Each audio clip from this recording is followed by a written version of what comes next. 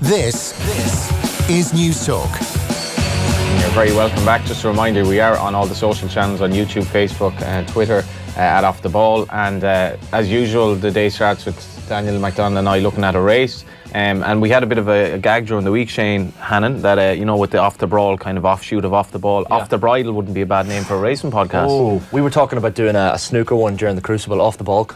Off the Balk, yeah, a big fan of that. Will be pretty decent, I think. Yeah. But Off the Brawl is hard to compete with. Yeah, it's pretty decent. So we'll give Stephen Kelly and Daniel McDonnell 2 hours to come up with some good offshoot names. I actually listened the other night when you were doing that, and I was like, I've got nothing here. You know, nothing to offer. Nothing to offer. No, I think you've done them all. I mean, off to Null, which would have been a challenge to try and see if you'd won the Euro Millions during the week. That could have been a search. Dan, you don't need to say any more. There you go. Anymore. Stephen Kelly, just met you 5 minutes ago. We're getting off to a very bad start. You have a gaff in Griffith Avenue. You could have moved back to play League of Ireland.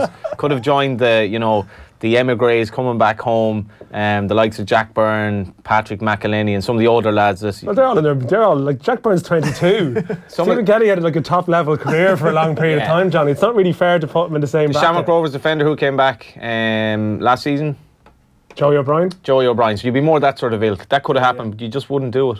No, it was never something that really jumped out at me, to be perfectly honest. Like, obviously you'd have those options, but living in England, my wife's from Griffith Avenue as well, so we're both from Dublin. She's from the north side, just north side, yeah. So we're both from Dublin, but we have 2 children. We're in the UK and we're settled there. Our little boys in school, so it was never really an option, to be perfectly honest. Like, we love coming home. We're home this week for the midterm break, and we come home as often as we can. But living back in Ireland, just at the moment, is not an option. Disappointing, Dan. Well, I think it's just a thing. I mean, I think we spoke before to you about, you know, you had the question about retirement and all these questions, and I guess there's different personalities of different approaches, and you're settled over there. It's very different. And also, I think you weren't necessarily mad on going down the leagues as such as well. That wasn't something you sort of were at a level, and it's not being snobbish about it or something. You existed at a particular level. It doesn't always appeal to everyone to keep playing for the sake of it. I think it just got to a point where I want to stay a certain level, and due to injuries or wherever, if that wasn't going to happen, then I was happy to call it a day. I was happy playing with it, and that's kind of, so coming back to play League World, like, it's no disrespect to the league, it's a fantastic league and it's run really well, and things like, you know, and a lot of people do very well from it, but for me it was never really a big kind of option or something that I really wanted to do at the end of my career. Maybe Shane, he'll end up coaching in the league. Who knows? Yeah, I think it's clear he's staying in England from what he's saying here, to be honest. Like, you know, Johnny, you stop trying to, like, you're trying to push him back, drive me back home. Like, the thing is as well, when you're in England, if you're in football, there's better options to be in football than being in the UK, because let's face it, that's where the Premiership is, that's where most of one of the best leagues in the world is. So if you're going to want to stay in and around football, being there is going to be better for you. Best league in the world, or one of the best? I'd say it's the best. Yeah. I mean, looking for a job in Sky. Just look at it now. Look at the season now. Look for a job in Sky. That's exactly Gary it. Breen got it. Are you looking for a job in Sky, Gary? Not at the moment. I'm happy with you guys. Shane, we have some news anyway. Are you looking for a job in Sky? Well, look, we're happy here, aren't we? We're definitely happy. The greatest sports show in the world, John. We're delighted. One of the greatest sports shows in the world. Indeed. We'll start with one of Stephen's old clubs. In fact, Tottenham have missed the chance to close to within 2 points of the Premier League leaders. They lost 2-1 to Burnley at Turf Moor this afternoon, and Spurs boss Mauricio Pochettino has been speaking of his disappointment afterwards. Mauricio, I've not seen you like that before. I've not seen you that angry. What got you to that point? Nothing. What happened on the pitch and keep going. Of course, we made a few mistakes that we concede the 2 goals, and nothing to say. Congratulate Burnley. I think they fight a lot and they made the game, and of course that we don't deserve the defeat, but that is football. I cannot say nothing. Only keep going. Now we need to be ready for next Wednesday. I do appreciate that you might not want to talk about it, but it does look like the referee says something to you, don't know what, but you come back to him quite aggressively. What did you say? What did you say? Can you tell us what he did say? I think it's so important to understand that it was a game that for us, I told you, that's so important game. I believe before the game that it's going to be decisive if we wanted to be a contender on the end of the season to fight for the Premier League, these 3 points. But on the end, I think because the emotions and everyone was nervous, sometimes we find answers. excuse and try to justify the defeat. Yes, I need to. It's not as normal how I behave. Yes, maybe because I knew very well that before the game and after the game, when we lose, that is going to be difficult to be a real contender. No. So is that gone now? Premier League. Yeah, for me it was for me. We are very disappointed because it's only 11 games. The gap can be bigger. Of course, a lot of game to play, but I think today, I think in my mind was to win the 3 points, to put pressure on them. But I think on the end we didn't. I think for different reasons, of course, for our mistakes. And I think only because of us, and now we cannot blame no one. It's only to blame ourselves because we wasn't capable to win the 3 points. What did you make of their first goal then? Is that down to Spurs' mistakes? Because that seemed to be where you began to get upset with the officials. No, I think it's a situation that always, everyone on the touchline we complain. They complain, we complain in every single decision. Sometimes we see the thing, of course, differently, and we try to back our player and our way. And of course, yes, and then we concede in a way that they are very strong team playing long balls on the air. They have big two striker. It's a team that is so clear how they play, and for us it was difficult to defend during the whole game. It's true that we deserve more, but on the end they made the game, and on the end they win. Nothing to say. Only we need to improve for the next time. How do you think you did play today? Sorry? How do you think you did play? How did Tottenham play today? No, it was difficult. Always is a difficult place to play here. And of course, it was difficult to dominate the game. And I think we have the control of the game, but complete the rest or complete the score was difficult because every time that they play long, they force us a lot to recover our position, defensive position, transitions.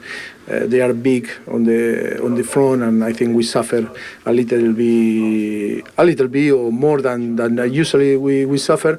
And I think that was the key because they push us to make some mistake. And on then we knew very well when we prepared the game that if we made some mistake, we are going to pay because it's a team that live about that. And of course that was decisive.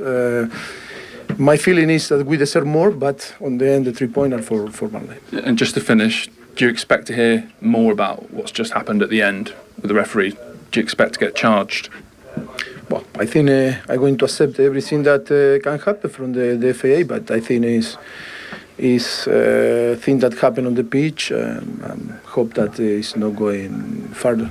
Yeah, Spurs boss Maurizio Pochettino there. He's not happy, is he? No. Pretty disappointed with the result this afternoon. But Burnley climbed to 13th in the table. They're unbeaten in their last 8 league games, so what a result that is for them. Newcastle have the chance to pull further clear of the relegation places. They're playing bottom side Huddersfield at St James is still scoreless in that game. Scoreless as well in Bournemouth against Wolves at the Vitality Stadium. Later on then, Roy Hodgson will become the oldest manager in Premier League history when his Crystal Palace team face Leicester. That's the day's evening kick-off. That's the King Power Stadium at 5:30. The beauty of that is as well, he's the oldest manager in Premier League history with every game. Next game he's the oldest manager. Next game break his record every week. Yes, and it's great, even in there is some room for the older managers out there. It's impressive that he's still going strong. But did you work with him, Stephen? Yeah. He's fantastic. It's Fulham, was it? He is, yeah, Fulham. Yeah. He's so meticulous and he's so hands-on. It's unbelievable. Like every day in training ground, he takes every session. Like he lets his coaches join in and they're a big part of it, but like he will make sure that what we do, he gets a full session out of us and then we can play a 5-side at the end or something. But like everything is done on the training ground, meticulous planning, the way you play, everything's put down, the formation, the shape. You go into every game knowing exactly how you're going to play. It's actually it's really, really impressive. Well, it's interesting because sometimes you hear about the old school managers and things that was labelled O'Neill and people like that. You wouldn't see them in the training ground for Friday. He clearly was cut from a completely different. Thing as well, I think he he coached in Italy and all these places, so he's got a national team, Scandinavia. So he's got a very different kind of background coming into it. So he would have seen different systems and different ways it was done. The Italian managers are very hands-on as well, so I think he would have had that kind of in him from what he did. But very, very good coach. Is there a temptation for a player that has an older coach to be slightly ageist and think like, this guy, the game is probably passing by, he has to prove to me that he's on our level? It depends on, I suppose, if he's got a reputation of being a good coach, when you come into him, you'd be excited to work with him because you would think, look at the teams he's worked in the past, so that would be of relevance. And then obviously if he's been out of the game for a long time and come back into it, that's a bit different. I think you'd be thinking, God, has this guy he's been out for a long time, but someone that's been constantly managing, like he was managing for England not too long ago, so you kind of think, Liverpool, so you kind of, and obviously Fulham, and we had great success from getting to the final of Europa League, so you kind of think he's done enough to warrant that you're going to go in and respect him straight away. Maybe he'll come back to Ireland with him, Stephen, as his assistant and take a League of Ireland job. Really plugging it dead. Flogging a dead horse there. We were talking about, myself and Johnny were talking about age earlier. Ferguson, 77 years of age, and there's talk that he's given the team talk for the Manchester United players tomorrow. Pep talk rather than team talk. But it's an interesting one, I don't know, even from yourself or Gary's perspective, to have someone like that come back into the club, a kind of an overarching figure like Ferguson, to come in and say a few words on a game like that. It doesn't really undermine the manager, I guess. It's more of a motivational thing ahead of kickoff. Not in this circumstances. It would undermine the manager if it was Jose Mourinho in charge or someone else, but you get the impression that Ole Gunnar Solskjaer is a big part of him being there is probably Ferguson. You kind of think that he was instrumental in getting him into the club, so you kind of think that's a way of letting him back in. You think he was instrumental in getting him there? Yeah, I think so. I think bringing Solskjaer back, I think Ferguson was probably a part. Why does Ferguson have any role at the moment, though? Because I don't think they could ever, because he's still with the club and he's still around, as long as he's still involved, they're always going to be looking to him for his voice because of how much he's done at the club. You cannot not take his advice because of what he's done in the past, and as long as he's always going to be connected with the club and they're happy to take it on board, then they're not going to take it, I don't think. It's fair.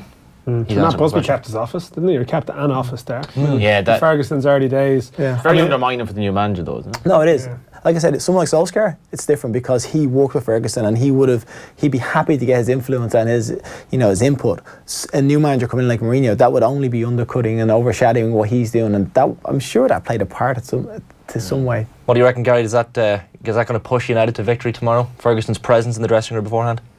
Listen, you'd want to tap into his experience. I think Solskjaer has played the whole PR role in terms of so well, getting the fans on board, bringing Ferguson back.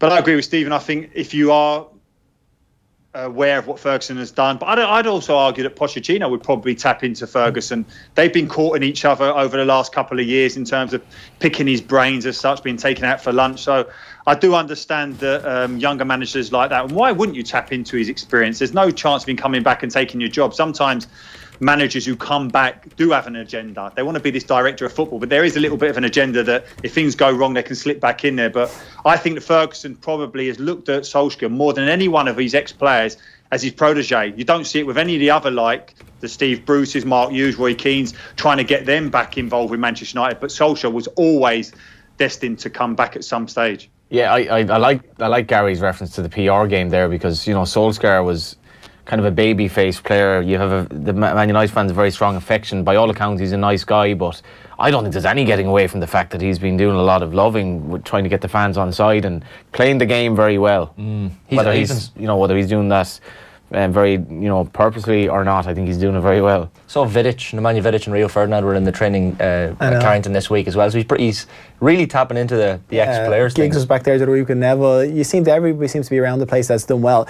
Basically, the people that have been successful at the club are all kind of showing their face at the moment now because things are better, yeah, and that's kind of showing this is what the club has achieved in the past. Can we achieve in the future? Maybe with me we can. That's kind of it's a good role he's playing, and he's doing it well. Paul Ince didn't like it though. No. He's had a problem with it. There's still a couple. In some ways, I like his honesty that he's clearly probably sitting there seething. There's got to be people sitting there seething privately. It's like the whole thing during the summer with England doing well in the World Cup, that there was this chat that actually a lot of England's great golden generation, they were enjoying their country doing well, but part of them was a bit going, not these lads. Yeah. This was the thing. You just know. Generation. Not these. We were supposed to be one, and they're looking at it with all due respect. It's great. Harry Maguire and guys, they could be the boys of '66, and I'd say there would have been part of them going, Oh, really? You know, Great. So I mean, in his comments were they were completely not in vogue with the sort of the public mood and the sentiment, but in some ways, at least he's been honest. That's probably how he actually feels. So the crux of what he was saying was basically that he could have done as good a job as anyone could do this, which is disrespectful, and I think wrong. It is that was certainly given into his managerial record. Well, this is it. But he came out and said it rather than playing the platitudes. So I mean, I admire it to a degree, but I mean, I don't think he was correct. We'll have a chat later as well about the sectarianism in Scotland that Steve Clarke obviously spoke about this week. A really, really shocking interview that was laden with emotion in his voice. And we might talk about John Barnes as well, who had very interesting comments the other night just about general racism. So plenty to get through, as well as football and Declan Rice's tweet from Nathan. I think we'll mention that a couple of times. I thought we were finished. No, we're not finished. Genuinely thought last week we were finished talking about Declan Rice on Gary Saturday. doesn't need this again. No, Gary's done with it actually. Gary's Gary's hung up. Gone. We signed off on it, Johnny, didn't we? Well, Danny Crowley's the one this week. Danny Crowley's our new man. Yeah. I'll bring you an update on the rugby as well. France leads Scotland by 10 points to 3 in Paris at half-time of the Guinness Six Nations. Out half, Romain Ntamack has scored the try for France on his third cap. Mind games in full flow ahead of the crucial clash between Wales and England in Cardiff later. Wales are unbeaten for a year, prompting England coach Eddie Jones to hail them as the best Welsh team he's known. And Warren Gatland has been reacting to those comments in the build-up. The only quotes I can see about this being the greatest Welsh team ever has come from Eddie Jones. It hasn't come from anyone else. So I wouldn't be disrespectful enough to say that this was the greatest Welsh team ever. It's a long way off being the greatest Welsh team ever. So he's the one talking us up. I haven't seen anyone else in the press write that up either. So I think we're all pretty aware that yes, we're on a good run, and we've done well over the last 12 months. But let's not get ahead of ourselves, and we're just trying to keep our feet on the ground and just know that this is another game, a big game for us. But we're pretty excited about it. How good is this England team, Warren? To be fair, they've done pretty well, in terms of their opening 2 games, and I thought tactically they were very good against Ireland. We're very direct. They've kicked a lot in the first 2 games, as we've seen. They play 3 or 4 phases, and then they kick for grass or put the ball up in the air, and they've been getting a lot of success out of it. They're scoring a lot of tries from their kicking game. So our aerial game will have to be good. We're going to have to be prepared to play some territory as well if they're going to kick as much as they have in the first 2 games. And they've started extremely well in this competition. I don't think anyone knows where we are at the moment, except for ourselves, which is a nice place to be in. And we went great in the first half against France, and terrible weather conditions out in Paris, but we got ourselves back in the second half and got a win. And still question whether it was the right thing to do in terms of making 10 changes against Italy, but to make 10 changes and play Italy and Rome and get a victory when we were reasonably comfortable in the game. We were never going to lose the game. We didn't play that brilliantly, but we've trained exceptionally well in the last 2 weeks, and I don't think England know what team's going to turn up on Saturday, but we do. Yep, Wales head coach Warren Gatland speaking there. Kick-off 4:45 at the Principality Stadium. As I said, France leading Scotland 10 points to 3 in Paris at half-time in that Six Nations game. Ireland's women's team are looking to pick up a second successive win in the Six Nations this evening. Adam Griggs' side face Italy in Parma. That's a 6 p.m. start, following on from the under-20s big bonus point 34-14 win over Italy last night. Ulster, meanwhile, can keep up their push for a playoff spot in the Guinness Pro 14 this evening. Unbeaten in their last 4 games, Dan McFarlane's side host Zebre at Kingspan Stadium at 25-8. Some golf news. Dustin Johnson will take a 2-shot lead over Rory McIlroy into the 3rd round of the WGC Mexico Championship. Matt Kuchar is also 9 under after 2 rounds, with Tommy Fleetwood and Sergio Garcia at 7 under. Obviously, Shane Lowry will tee off from 4 over par. In some Gaelic Games news that broke this afternoon, Dublin will continue to play 2 games in the Super 8s at Croke Park. A Donegal motion proposing the Dubs to be restricted to just 1 of their 3 matches at the venue was heavily defeated at Congress this afternoon. Former GAA President Sean Kelly spoke against the motion, saying it was negative that teams should aspire to beat the All-Ireland champions, should not aspire to beat the All-Ireland champions at Croke Park. Yeah, but it's a lot easier to do it elsewhere. That's true. As your own county found out in the league recently. Yeah, I can only imagine if Monaghan were drawn in a Super 8s group against, or anyone listening, their own county were drawn in a Super 8s group with the Dubs, and it was Dublin's home game and it was not in Parnell Park but in Croker. It's a bit It's a bit unfair. Sorry, the neutral game will be in Croke Park, which is a bit unfair. But not exactly neutral. It's a strange one. It is a strange one. But yeah, that's the result from the Congress this afternoon. The door has also been opened up for non-GAA games to be played at county grounds. Central Council have been given the power to decide on applications on a case-by-case basis. 91% of delegates have supported the motion at Congress. So plenty of stuff happening from Congress this afternoon. There is some action in the Alliance Football League this evening in Division 1. It is the Dubs against Mayo in Croke Park. This is a big one. Massive game.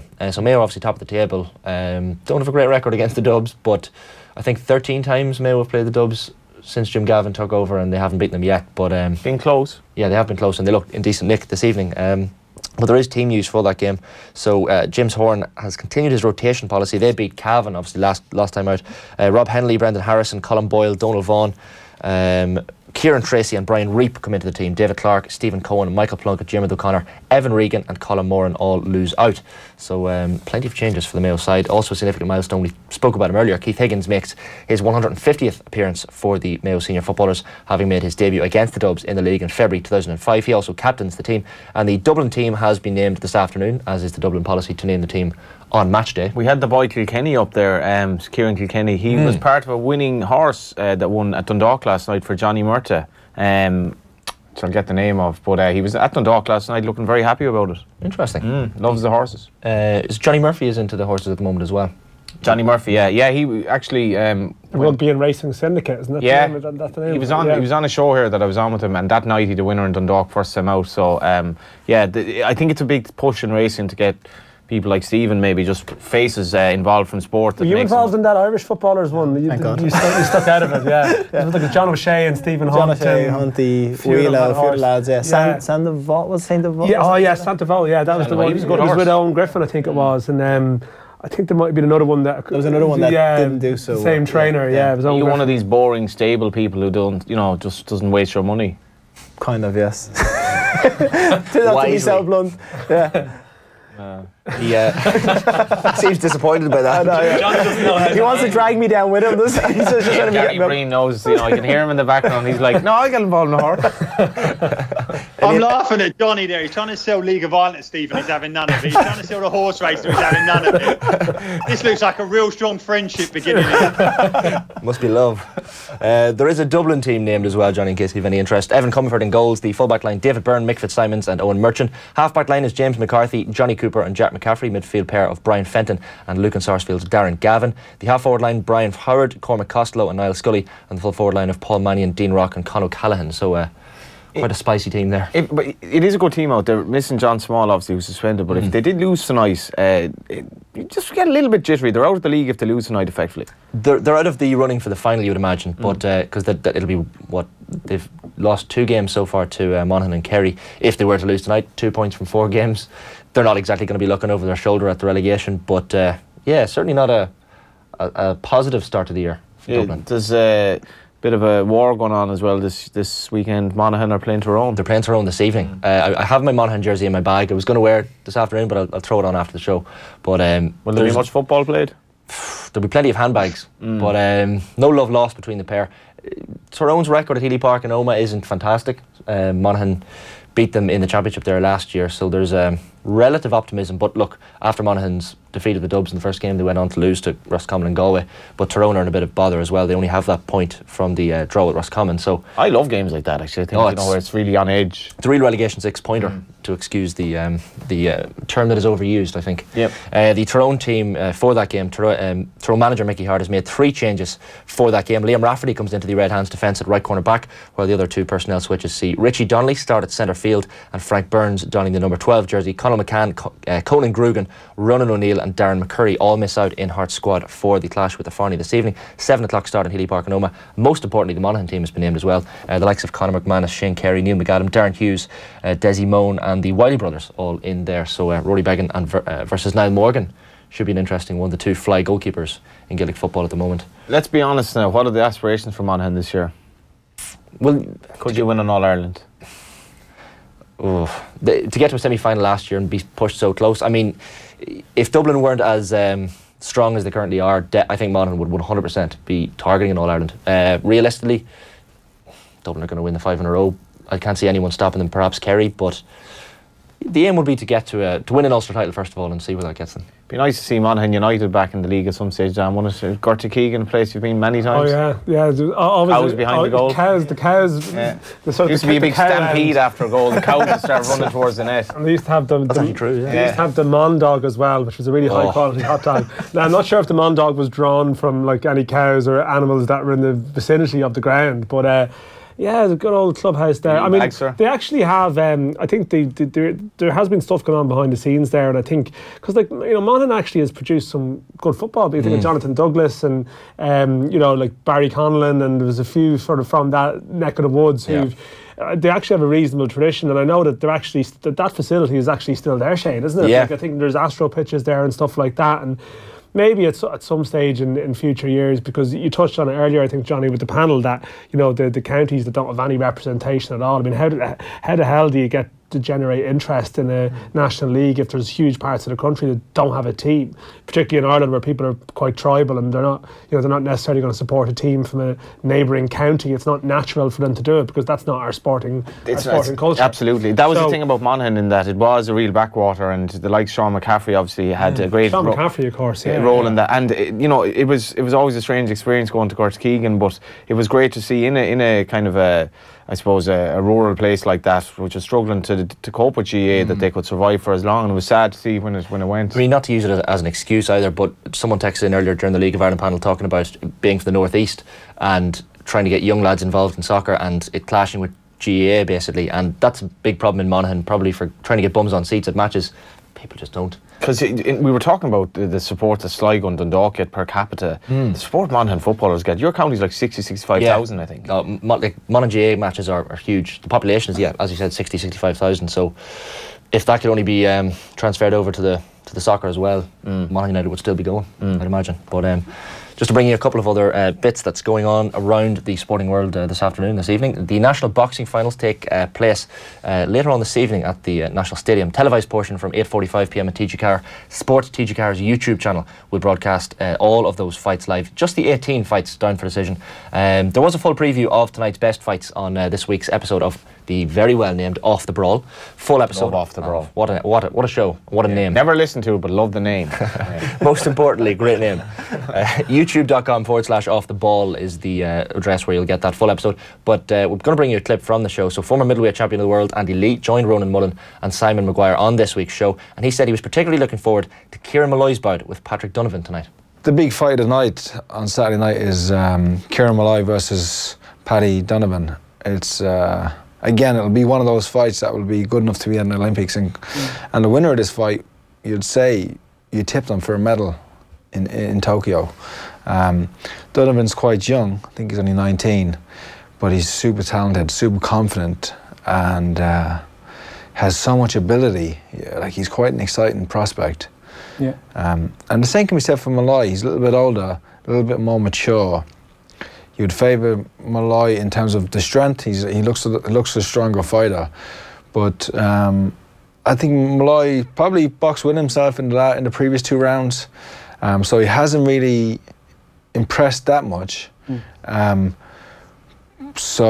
But you can see that he always, when he has to step up and raise his game a little bit within the fights, he has, and he's won his 2 fights well.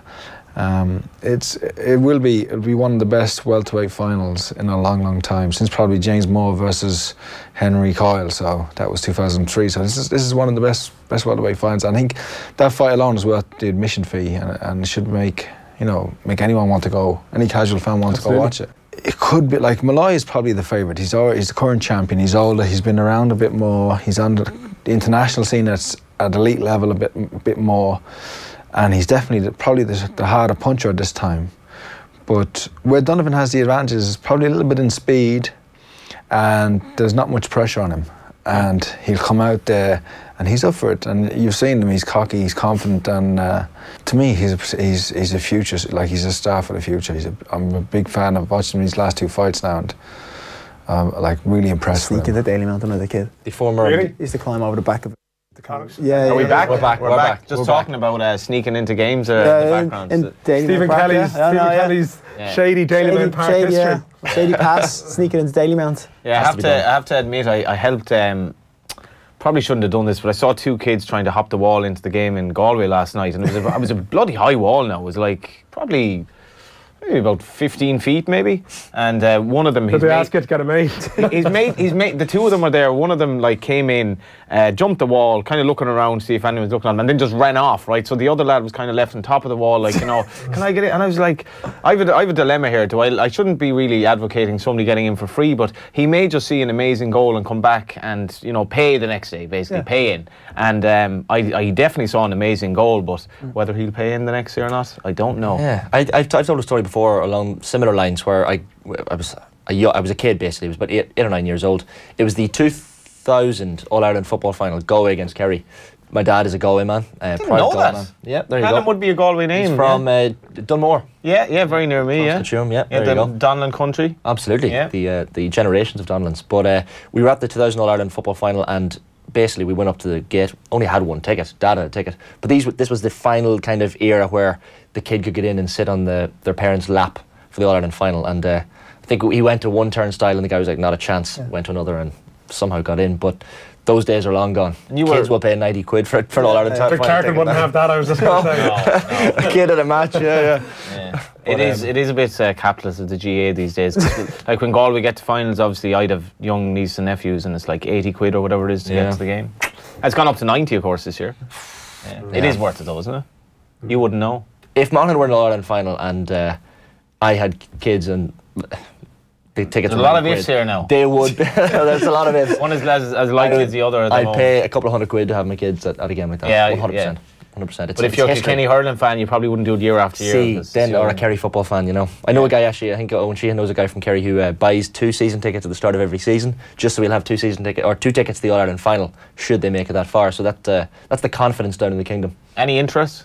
Yeah, I like it. Yeah, I do. I was growing up in Dublin, obviously being a Dub fan, and played Gaelic when I was a kid in school. But what was your club, your local club? Aaron's Oil. Aaron's Oil, yeah. Aaron's Oil club, and family play for Aaron's Oil now and stuff. But no, it's great. And the thing is, in Dublin, it's gone. You can the push for it over the last kind of, I suppose, 10 to 15 years is reaping the rewards now. You can see how well they're doing, and it's probably to the detriment of soccer, I think. Yeah, I think it is, yeah. So I think it's taken over, and you can see that the facilities that the Gaelic clubs have and the organisation behind them, the way they're run, just seems to be of a higher standard. So organised, yeah. I mean, I've nephew out in Coola direction, in Coola territory, and like I always slag them. Coola's like a cult, but in a sort of in a good way, in the sense that like the indoctrination begins early in terms of knocking on doors, getting around, involving everyone in the area, in the community. Yeah, I gather that's just one example. I'm sure it translates to whatever other areas of each club. I think it's definitely had a, based on the Irish soccer team at the moment, that's definitely been an impact to it, because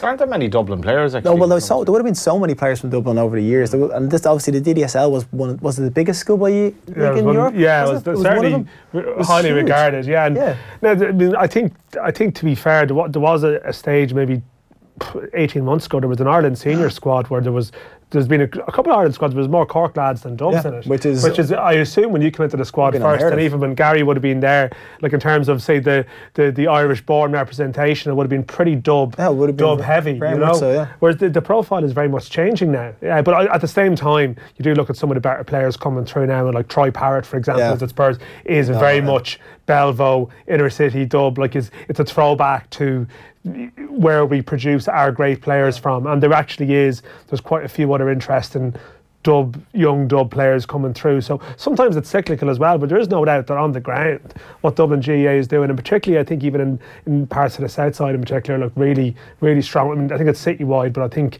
you know, this is where the soccer clubs, the football clubs, they need to get their act together. Then success is going to breed even more. So the more successful they're going to be, the more people are going to want to be part of it. Because if, like, for instance, there would have been an influx of kids wanting to, after the 2002 World Cup, there would have been an influx of young lads wanting to play for Ireland, and that kind of extends to that. Whereas now Dublin is so successful, they're going to want to play for Dublin and play Gaelic, and it's just going to roll on. So I know, speaking to like Liam Mackey, who's a journalist in the Irish Examiner, but sort of a Shamrock Rovers fan going back, you know, generations, he wouldn't mind me saying that, but he would say that, you know, he remembers sort of when he was a kid growing up, when the massive crowds went to League of Ireland games. They went to the League of Ireland games in the late 60s, 70s, and his contention always would have been that, like Heffo's Army, that great Dublin GAA team that sort of came to the fore, you know, in the 70s onwards, that actually quite a lot of the crowd there were people, a lot of the people who left soccer grounds, that's almost where they went. That's where the buzz and the crowds and the people almost went to, and that was that successful era. And obviously there was a lull for a period of time, but now, as you say, like you're seeing a final every September. You're seeing sort of the blue shirt and the ambassadors that are living in and around the community. Yeah, you can physically see them. That's naturally going to have an impact. Yeah, huge. It's like rugby. You can see these people in around cities or around Dublin, around Ireland with soccer players, because you have to go abroad. You don't have that same connection, so you're a bit more kind of spread out, and it's harder then for the clubs to create. Even though, listen, football it's huge and we all love it, but it is an issue that has to be addressed. Yeah. You mentioned you've 2 young kids, is it? Yeah, two. So just you mentioned rugby there. Would you be happy if one of them said, "Yeah, I'm going to start playing rugby"? Totally happy. Listen, I'm of the opinion that my children, wherever they want to do, within reason, you just support them. That's the way I am. Like, I'd love for my little boy to play football. Hugo, if he could go and be a professional, it'd be amazing. But whatever he wants to do, I just support him because it's what makes them happy. I'm not the type of person that's going to push my kid or my wife as well. We're not going to push them all the way to think. My wife played basketball for Ireland, so she's not going to push them to be a basketball player. We just want them to be happy in what they do. So if wherever that is, whether it's sport, whether it's education, you encourage them, and if they enjoy it, then they enjoy it. That's the most important. It's funny. I was coming back to the game last night, back to Dublin with Paul O'Riordan, who's a Galway United fan. He lives in Dublin. He lives beside Mark Kenny, who would have had a stint at Liverpool. I would remember him playing with Shamrock Rovers, and he's obviously Harry's brother, who's now the manager of Pats. Were 2 from 2 so far, but Paul was telling me how he knows Harry well, and he says Harry's son is 7 or 8 years of age maybe, and he said the football ability he's shown just from his dad's having him out there playing, it conjured up a lovely image. Yeah, no, I'll play with him, and I will, but like he loves football and he wants to play it, but I wouldn't be the type of parent that's going to be, that's all you're going to do, that's all you're going to focus on. You want him to spread his wings and see what he likes, and if he has an interest in something else, then you have to encourage that as well. Like, doesn't sound like he's going to become a jockey anyway. No, I don't think so. Be too tall, I think. Yeah. Gary, you're a Kerry man. You follow the Kingdom's progress throughout the year, don't you? Yeah, I do. Obviously, I've beaten the Dubs last week, but going back to what Johnny's saying about these young kids going in to watch their games and stuff like that, I remember my uncle Eamon bringing me to the Kerry games in the 80s, that brilliant, iconic team, and it was fantastic. I don't remember paying going in as such. I probably was just bruised in, and you have amazing memories as a kid, and obviously at that time, Kerry are so dominant.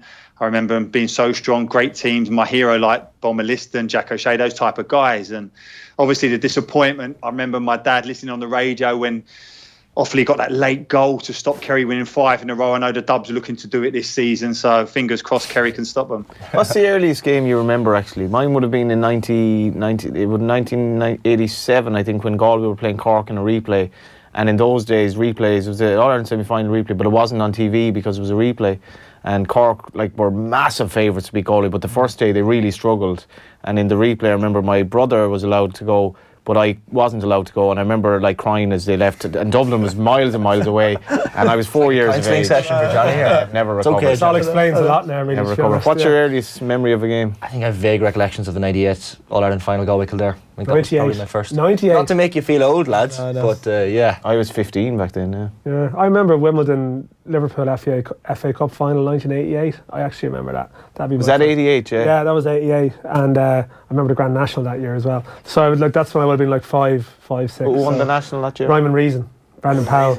There you go. Whoa. Brendan Powell now training, of course, and he's jockey riding. I remember vividly that day. But I remember I remember Euro 88, but not that clearly. But I do think now that Shane, so you remember 1998, so you don't remember, no recollection of the 02 was your only Irish World Cup memory. Sadly, yeah, it's my only World Cup memory. 94 would be the first one I really remember. 94, yeah, clearly. World Cup, yeah, that'd be clearly. Really, yeah, you're 35 though. Yeah, but really remember and embrace it and stuff and all, and getting into before that, I don't.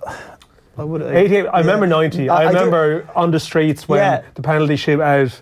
Or the Romania one, it might have been a Monday afternoon or something, or maybe people will correct me on this. Remember it, yeah. But I remember that 90 and the buzz of it and where it was sort of for each game. But 88, I don't really have that. I don't have it that clearly. I sort of vaguely remember the deflection and the weird ricochet and the Wim Kieft goal, But 90 is pretty clear. But it's a good memory to have now because you'll talk to sort of 25, 26-year-old lads now. They don't really have that magic reference point, Who was your hero, Stephen, when you were growing up? Paul McGrath. Oh yeah, Paul McGrath's testimonial, I remember, and we never went to games from Galway, East Galway to Dublin. But Paul McGrath, because Paul McGrath was an idol in my family, and we all, myself, my father, and my dad got tickets for his testimonial. And I think the night before, or 2 nights before, my grandmother passed away, so we didn't make the game, and I still have the tickets at home because Paul McGrath was like, we absolutely idolised him. I think my father loved him because he was such a shy character as well, and that he had his frailties. Yeah, he had his flaws, but my God, what a player. It was just amazing. Like the way he got around the pitch, his ability to read the game, like it was just awe-inspiring. And like I said, considering what was going on in the background, how he's able to do that was even more amazing. Was he not injured as well at the game in '94 against Italy? I think he was carrying an injury that day when his performance against Baggio was one of the best defensive performances I've ever seen. And I'm a bit like you. I remember '94 much more vividly. Yeah, much more clear. Yeah, and that performance, it was just, and we were beating Italy, and it was just like he was some player. He was just absolute legend. Like I said, considering what was going on behind the scenes, to be able to perform the way he did, it was just it's astounding. Gary, do you remember David O'Leary stepping up to the spot in 1990? Sure I do, yeah. I remember it so well. The tension as such as doing it. It was just an amazing moment, wasn't it, as such? But my first memory is '88, obviously that brilliant win against England, Ray Houghton's header. As an Arsenal fan, the '79 Cup final where Arsenal got a last-minute winner. Alan Sunderland, I think, got it to beat United 3-2. But even like watching, and you referenced that game of Paul McGrath against Italy in the Giant Stadium that time. I've never watched it back. I don't ever want to watch it back because in my mind he's about 10 foot tall. He's blocking about 15 shots. It's just an iconic performance where Franco Baresi comes out and says, Paul McGrath, the best centre-half in the world. Unbelievable. And I was so proud of that then, going back in with my mates around here going, I told you. I think, but like the fact it was in the latter stages of his career as well. I mean, that's the thing. You know, and maybe in 30 years' time, people would look back and they wouldn't have the awareness of that part. I think he assumed that was him in his prime or something. I think, and actually, it wasn't. I mean, that's the sort of majesty of the whole thing. We referenced it earlier, but I think his background as well, just the fact that like he was a little bit different to everyone else. You know, that I grew up in Ireland. That he obviously was of mixed race, and I think we really took to him more so because of that, because he probably had a slightly different upbringing to the likes of us. Yeah, well, I'm mixed race, so that's like my dad would be similar look at the Paul McGrath. When I was growing up, I was a centre back, and people, I think his son is similar age to me. I never knew this about you because you always did look a little bit more, I don't know, tan or something. So what's your? My dad's mixed race, but my dad was adopted as a kid, so we don't actually know his heritage, where it's come from and stuff. But So you don't know what country? We don't know what country it's from. No, that's an interesting one. Yeah, it's very. Did you take something from watching Paul McGrath then in that respect? I don't know. Yeah, probably more so because obviously it was homely. I mean, obviously you reminded me probably of my father a little bit, so it was in that sense. But you know, I was a centre back and I was a defender, so you know there was no better defender in the world to be watching at that time than him. And so if you're going to be inspired by someone, you know, on the field, be inspired by Paul McGrath. There we are. Absolutely. Yeah. Gary, you was it yourself and Kevin Gaban in County Monaghan? Bad start to the story, no. Great way to start it. What is this? So you were in County Monaghan for the. No, I could have got this wrong, but you were in County Monaghan for the Champions League final, 1999, in Nuremberg Hotel outside Carrickmacross. Is this a true story? Well, it depends how you end it. Was I there? You were. How did it finish up that night? Because we won the game, didn't we? And I remember Dennis Irwin coming back and joining the squad late after, obviously, that Champions League win. And Dennis Irwin, just such a great guy, a normal guy, and he just saying, listen, it was an amazing experience, it was brilliant. And he was saying, like, listen, when it happens to you, you'll enjoy it so much. And I'm thinking, Dennis, you are such a nice man. I don't expect to be Bayern Munich with a last-minute winner in the Champions League final. Thank you for saying it. Kevin's story was that you were playing pool in the Nuremberg Hotel in Carrick, and you left when it was 1-0 because you said it was a crap game, and basically left. I said it was a crap game. But someone left and decided, this game's going to end 1-0 to Bayern. I remember watching it. No, I do. And obviously, as an Arsenal fan at the time, where they obviously beat Arsenal in the semi-finals, that brilliant, iconic Giggs goal. So you're looking at it seeing, can they do the treble here? It was an amazing game. It really was. Are we being nostalgic and kind of rose-tinted glasses about the past? Or was football just a lot better in the early 90s and sort of mid 90s? I don't know. I think just the black football boots. No, but it's also a reflection of maybe the generation that we are to a degree as well, and that like football was every football memory you have from then was cherished because there wasn't that many games on TV. Like you remember the cup finals. Even when Gary mentioned 1979 cup final, I wasn't born, but I remember like watching videos of the cup finals almost growing up, and you can remember. I could remember like the FA Cup finals, say 88, 89, 90, who won them and who played in them.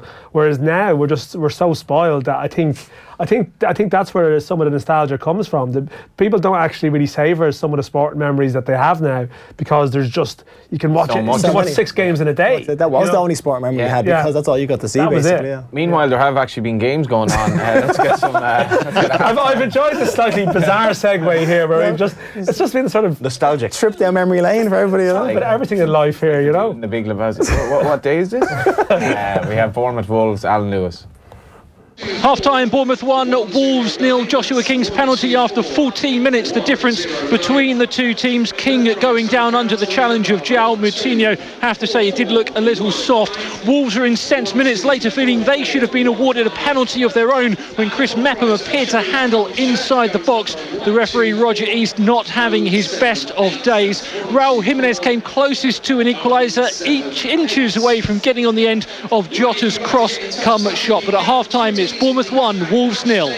Just give you the latest score in the Electric Ireland Fitzgibbon Cup final. It's Mary Immaculate 10 points, UCC 1 goal and 14 points, 35 minutes played there, so 5 minutes into the second half. Mary I, the back-to-back 2016 and 2017 champions, so they have a bit of a challenge on their hands if they're going to get back that Fitzgibbon Cup title. Dan, some good news from England as well coming from the there's actually a lot of Irish goals in the Championship. I mean, Preston, myself and Stephen were just chatting off air, like Preston are flying at the moment. They're 3-0 up at half-time away to Millwall, and Sean Maguire got the third. Now he's playing through the middle, and actually his return has almost coincided to some degree with their form improving. So is he playing like up top? He's playing through the middle as in the one of three. No, well, they have the two wide players, but when he came back first, he was I think playing on the left, and it was Stockley through the middle. But now Maguire is the number 9 as such now, so he scored.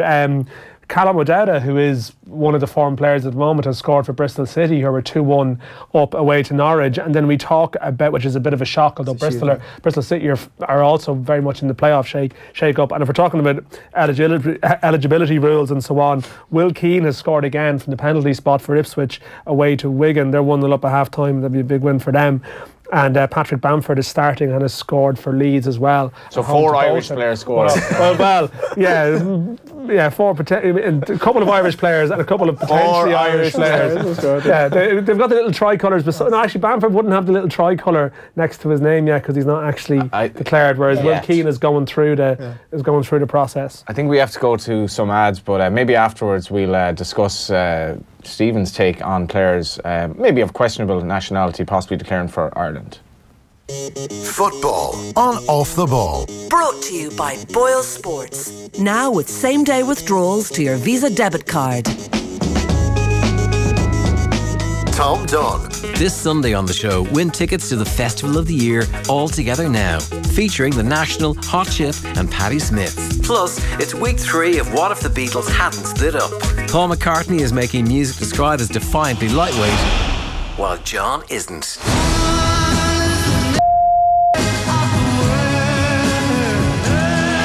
And despite all that, the album they would have released in '73 is probably the best yet. Tom Dunn. Join me this Sunday from 10 on News Talk. Curry, 3-in-1, chicken balls, prawn crackers, spice bags, chips, so stop it. Beat the temptations that get in the way of a healthy dinner. Ready in 3 minutes, with 86% fewer calories than white rice, Green Isle cauliflower rice is the perfect rice replacement to help you get to the goodness. Dine in for 2 is back at M&S this week. Choose a delicious main course, a side dish, a decadent dessert, and a bottle of wine, all for just €14. Only at M&S. Selected products only, subject to availability. Over 18s only. Please drink responsibly. Whether in the cowshed or wandering in luscious fields of grass, the dairy cattle... OK, stop. We don't need the over-the-top voice. The simple fact is that all McDonnell semi-skimmed milk is from Irish farmers. And not only that, it's also from Bord Bia Assured Farms. So, all the milk in your teas, coffees, porridge, and even Happy Meal milk bottles is Irish. Which is good to know.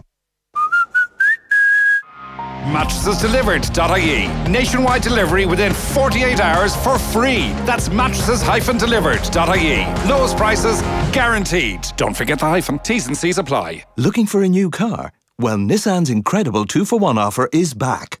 Only with Nissan, you get 2 new cars for the price of 1. Yes, you heard me right. That's 2 new cars for the price of 1. Buy a selected 191 Nissan and we'll replace it the following year for free. But hurry, this is a limited offer. Contact your local Nissan dealer today. Visit nissan.ie for details. Terms and conditions apply. Nissan. Innovation that excites. Dreaming of a sunny beach break? Fly Air Arabia direct to Agadir, Morocco's premier sun destination. Flights from Dublin start at €59 one way, including taxes. Book at airarabia.com. Air Arabia. Where next? T's and C's apply. Brexit. Hard or soft? No one knows. But if you are an SME or small mid-cap likely to be affected by Brexit and are looking to innovate or prepare, the Brexit Loan Scheme could help. Be prepared for every eventuality and find out how your business can benefit from the Brexit Loan Scheme. Loans range from €25,000 up to €1.5 million with a maximum interest rate of 4% and are unsecured up to €500,000. Terms and conditions apply. This is a Government of Ireland initiative delivered by the SBCI. Find out more at sbci.gov.ie or call 1-800-804-482. It's what's on the inside that counts, and Beacon South Quarter has so much to offer. In addition to Ireland's premier interiors destination, alongside our lifestyle brands of Dunn Stores and O'Brien's Wines, we have an extensive range of cafes, beauty and food offerings. And we're also home to Imaginosity, Ireland's only children's museum. Visit beaconsouthquarter.ie, beside exit 13 off the M50, with 2 hours free parking. The big brand event continues at Curry's PC World with brilliant trade-in offers on Ireland's largest range of laptops. Get at least €50 off big-name brands like HP, Microsoft, Lenovo or Dell when you trade in a qualifying laptop. So trade in and save at the big brand event. At Curry's PC World, we help you get it right. T's and C's apply. Offer valid in-store only. Now you have 3 great reasons to switch your family to VHI Healthcare. We're leading the way in family healthcare with our member-only access to VHI Swift Care clinics, faster access to our VHI Paediatric Clinic, and now you can get 25% off all kids under 18 on all our One plans until February 28th. Switch today. Call 1890 444444 or search VHI One plans. VHI Healthcare. When you need us, we're there. Terms and conditions apply. VHI Healthcare DAC trading as VHI Healthcare is regulated by the Central Bank of Ireland and is tied to VHI Insurance DAC for health insurance in Ireland. How and where will we live in the future? In this week's Sunday Independent, Ireland's downsizing revolution. In Living, discover the real Marie Kondo effect and how decluttering can help rebuild your home. In Life, learn the 10 habits of happiness and the best way to start your day. Plus Colin McCarthy on what Brexit really means for you. The Sunday Independent, the complete read. The way you register to vote is going to become easier. The government has proposed a number of changes to improve the registration process. What are your views? Have your say on the proposed changes by Friday, March 15th, 2019. Find out more and give us your views by visiting registerreform.gov.ie, an initiative of the Government of Ireland. Football on Off the Ball. Brought to you by Boyle Sports. Now with same-day withdrawals to your Visa debit card. You're welcome back. Interesting tweet from you, Dan, which I just stumbled upon here. The LOI in 2019 equals hoping punters record goals on their phone last night, as that's the only way to see them before Monday, and a programme that is shown when most interested viewers are out at the next round of fixtures. We are supposed to accept this until March 29th. Which isn't a Brexit reference, by the way, as a couple of people pointed out. That's the next time there's a live game on TV. Well, I was just in bad form area, really. You just want to take it out on Twitter. There was good crowds at all the games last night, and how do you grow awareness of it? Like I wake up to, I was in Sligo last night, got back. You'd like to get up this morning and just look at the goals of the games and see what happened in the other matches. It's a pretty basic thing in 2019. I can't think of any league that I'm aware of anyway in this part of the world where the concept exists where you wait 72 hours to watch goals from a game. No such worries on that score in St James's Park, Newcastle Huddersfield half time. Newcastle 0, Huddersfield 0. Jan Stewart will be very thankful to get his side in at 0-0. They have been battered here. Tommy Smith's red card for a high tackle has not helped their cause. Big money man Almiron was the victim of that, and he could have had 4. He's hit the post, had 2 shots tipped round the post, and had 1 off the line. Rondon then hit the same post, had a shot saved, and missed a near open goal. One-way traffic, but at half-time it's Newcastle 0, Huddersfield 0. Yes, so 0-0 there. Looks like really a game that Newcastle would be badly in need of winning, and they're not entirely out of the woods even as well, in fairness, and obviously they're struggling for goals, but they've got to be beating Huddersfield. Yeah, I think if you're fighting for survival and you want to stay up Huddersfield, they're that team that you need to be taking points off. So, especially at home, their fans, they're not great when things aren't going well, especially against one of the lesser teams. So that's only going to make things worse the longer the game goes. And down to 10, Huddersfield down to 10. So we caught a bit of it here, and Rafa's looking very animated on the sidelines because you know what the team that's down to 10 is going to do. Gary is still there as well. We have you here, Gary, in terms of messages come in. Kevin's 1999 story involves Lee Carsley and himself turning off the TV and going to claim the pool table. Ask Gary if Dennis Irwin should have gone to the 0-2 World Cup. Paul from Cork.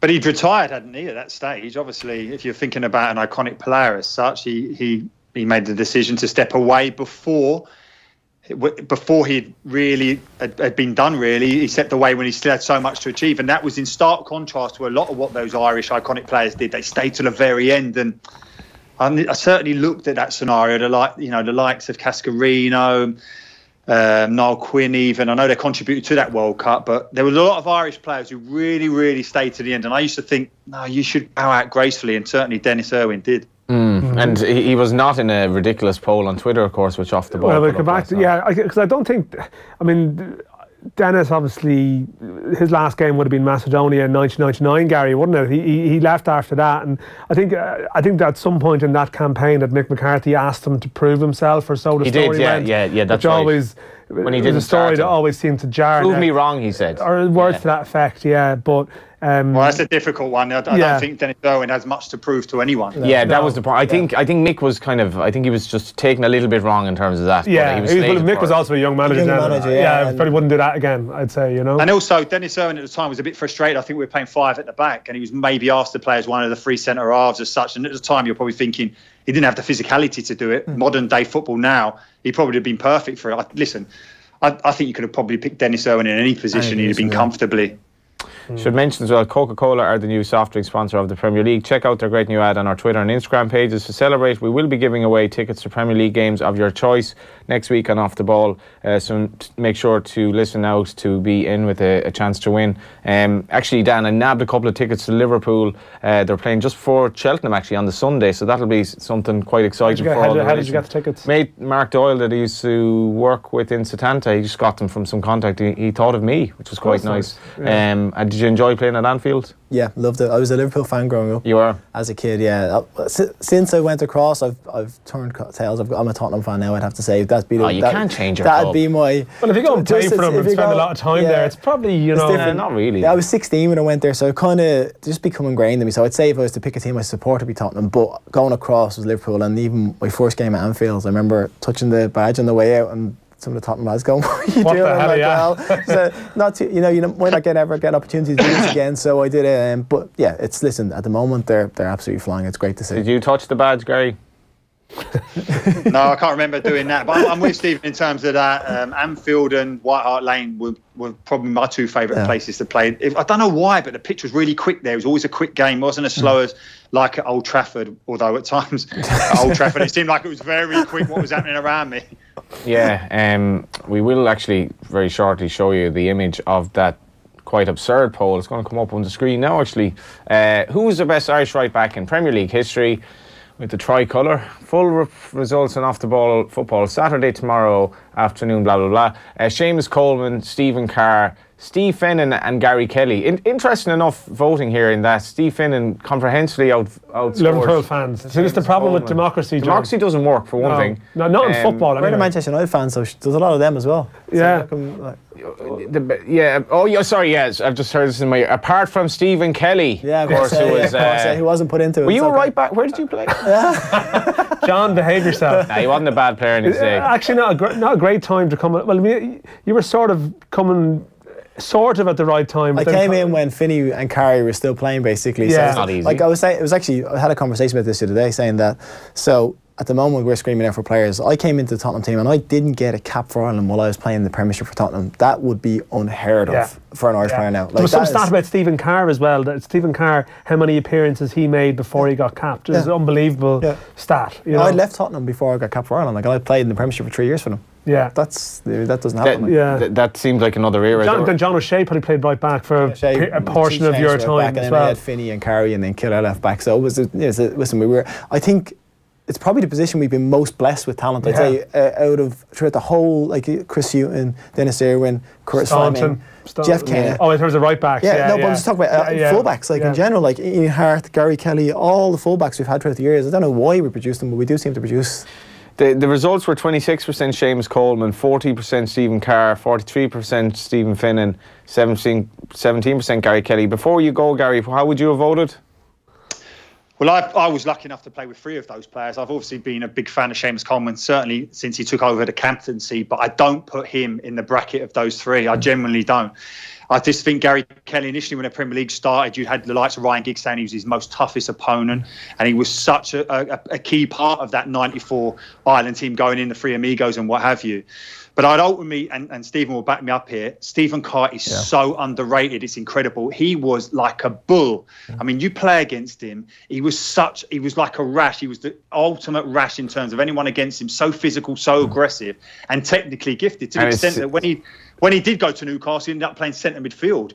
But if you had to push me, I would say Steve Finnan. He was a Rolls Royce of a defender. Yeah, Carr had serious attacking quality as well. Carr was like I said, he was an animal, and I came in. I was obviously at Tottenham, so I was kind of like his understudy for a bit, kind of learning from him. And he a good lad.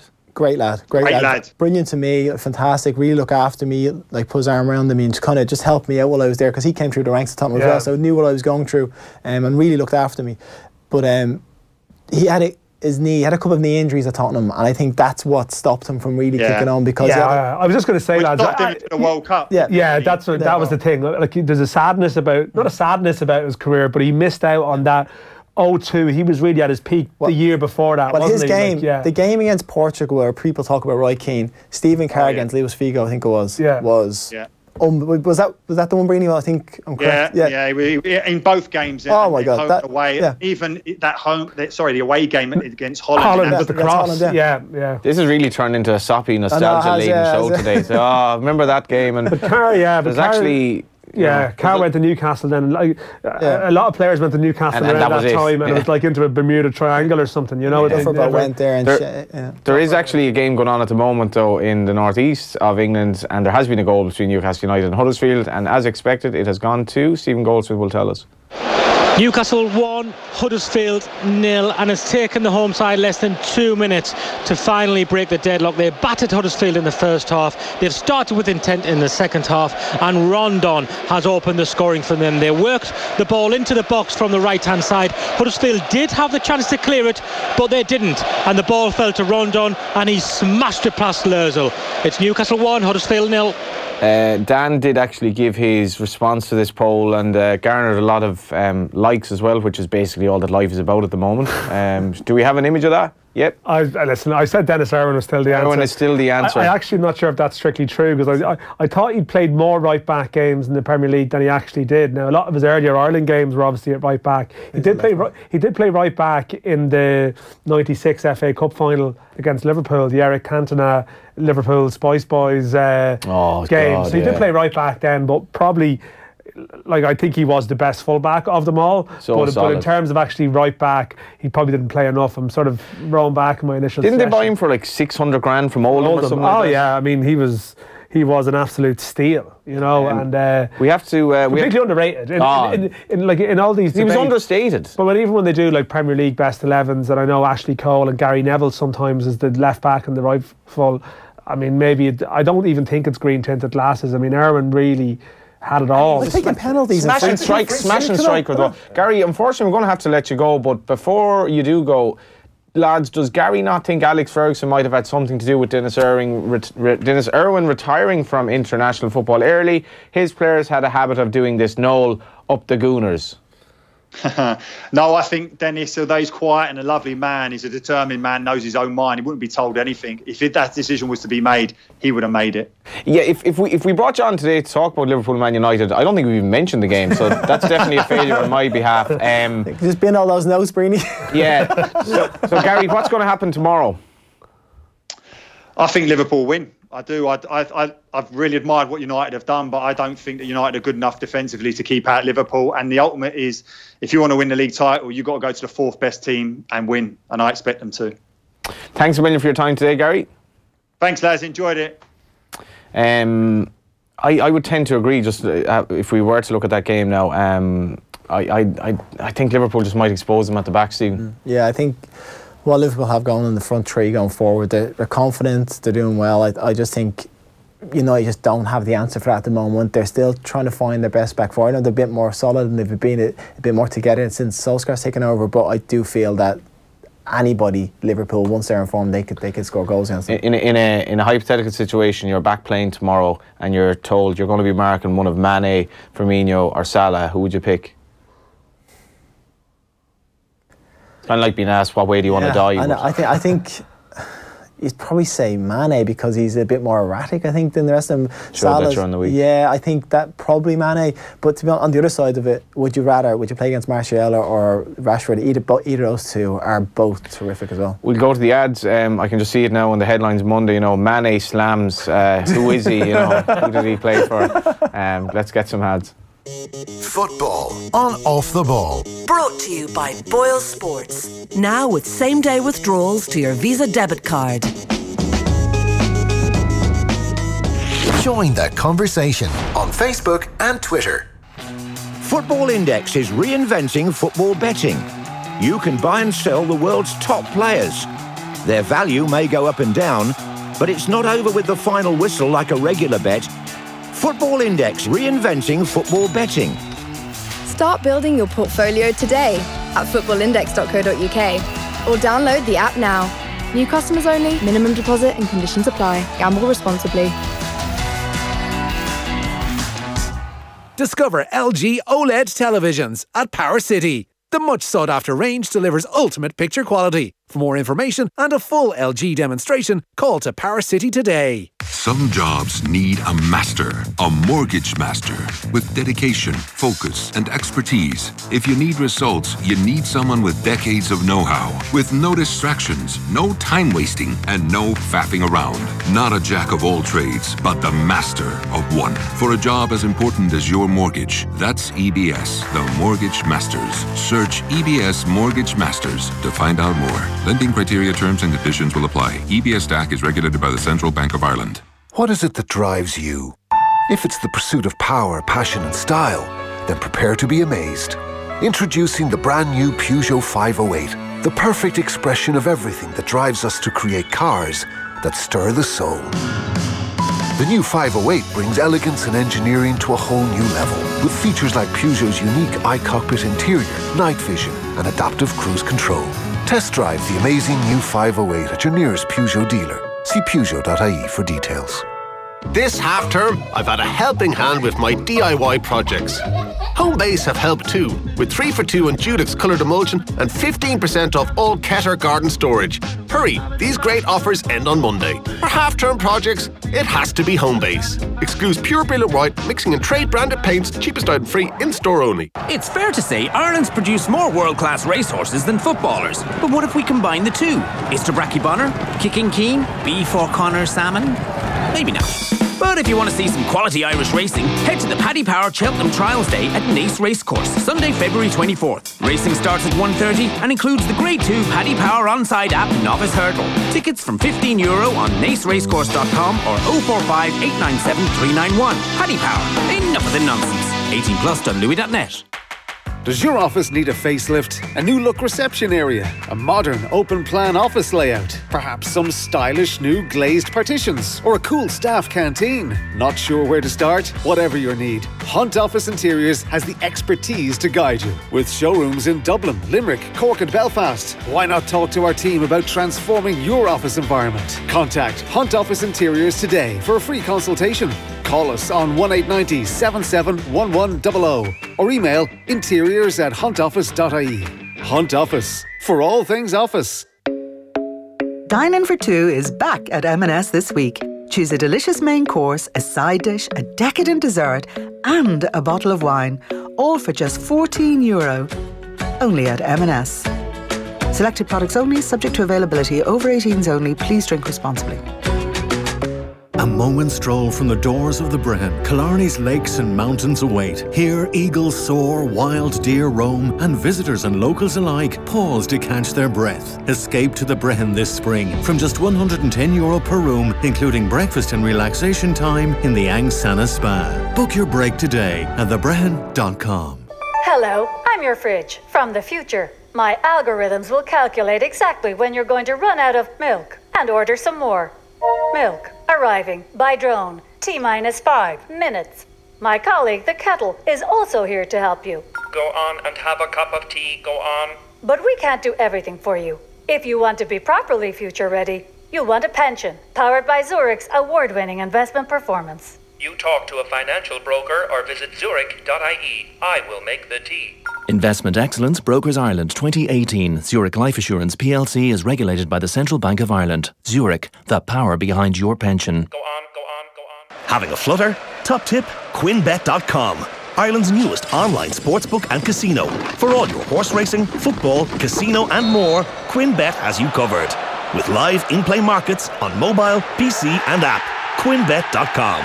Terms and conditions apply. Gamble responsibly. Visit gambleaware.ie.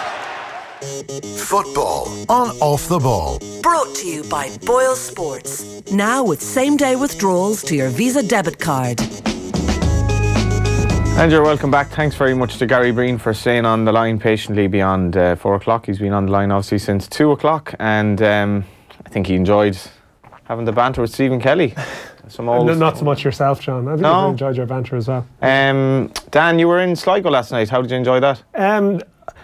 It wasn't great, to be honest. I feel like asking a really stupid question to Stephen here, but did you ever play in games that were really badly affected by the wind? Right, now I'm thinking in terms of like the enclosed Premier League stadiums where there been elements have been that influential in games, because I've been to 2 League of Ireland games in the last 2 weeks where obviously the stadiums aren't as complete.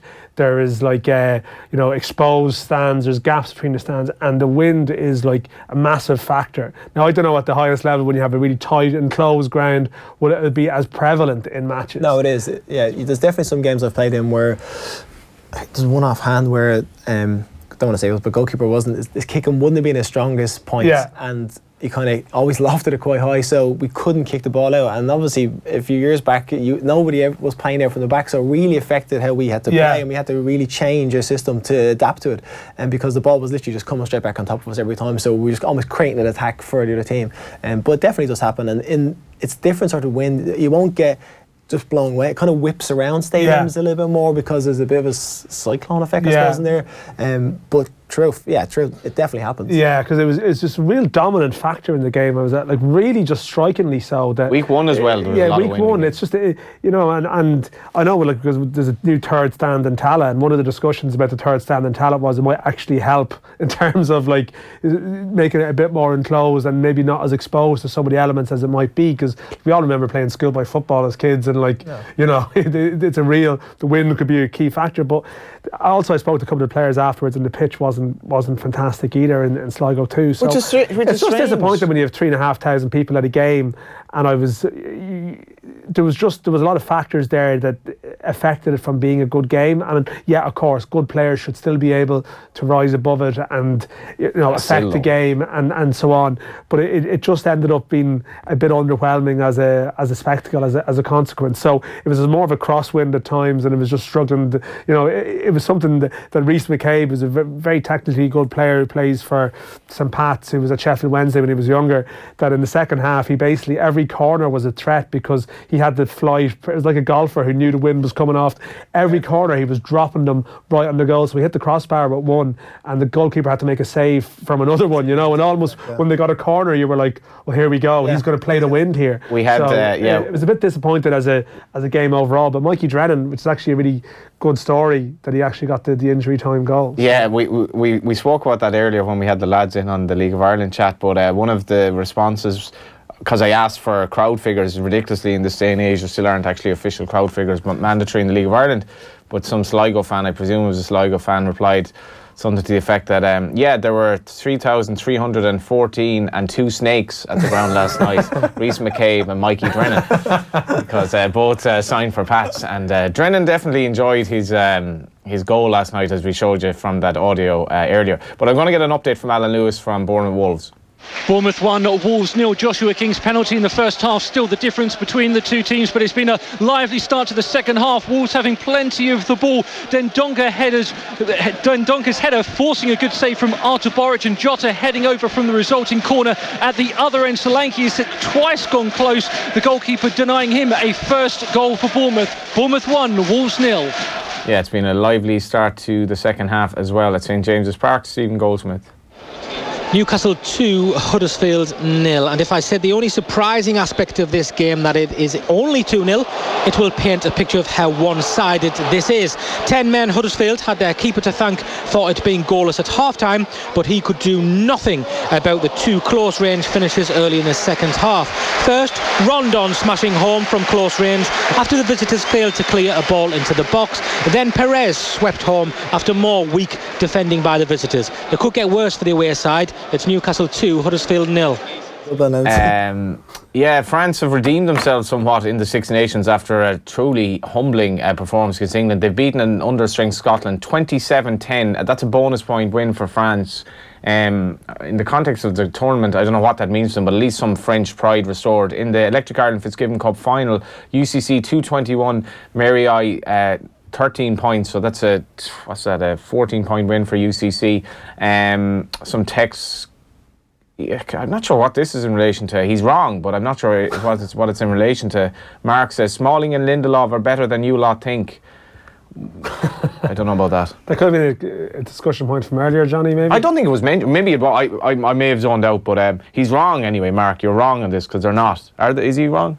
I played with Chris before he went to Manchester United, and he is a very good defender. Where did you play with him? At Fulham. Did he just come from Maidstone or somewhere? Yeah, and he come from non-league at that point? Yeah, he basically came from non-league into the Fulham, came to us, was straight in with the first team and joined in training, and then had a few very good games. He had 1 or 2 games against Chelsea. I think Ferguson was actually at the match again, and he was just all over Drogba, won those games, and that was the selling point for him. So it was between Arsenal and Man U. They were chasing him down. He decided to go for Man U. But he's a very good defender, and he's for a big guy, he gets around well, and he's a bit of a rash, and he's not technically the most. So when he drives out with the ball, he doesn't look the most comfortable, and he can be, like I said, not just also being he can be a bit erratic at times as well. Which that's what's killed him with England. Really, that Southgate just didn't rate him as a ball player. Ultimately stepping out. That's it. But I think with Man U, if he had someone beside him that was that person, then that would have definitely helped him. But he's been the go-to guy, and I'm not too sure that was the best. If he had been the one that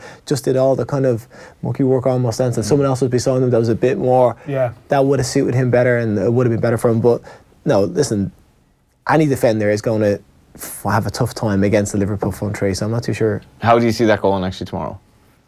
In terms of, are Liverpool going to make a special case for Pogba, or is that what Klopp would do in this situation, or would he just trust Liverpool to win the game like they probably should if they perform?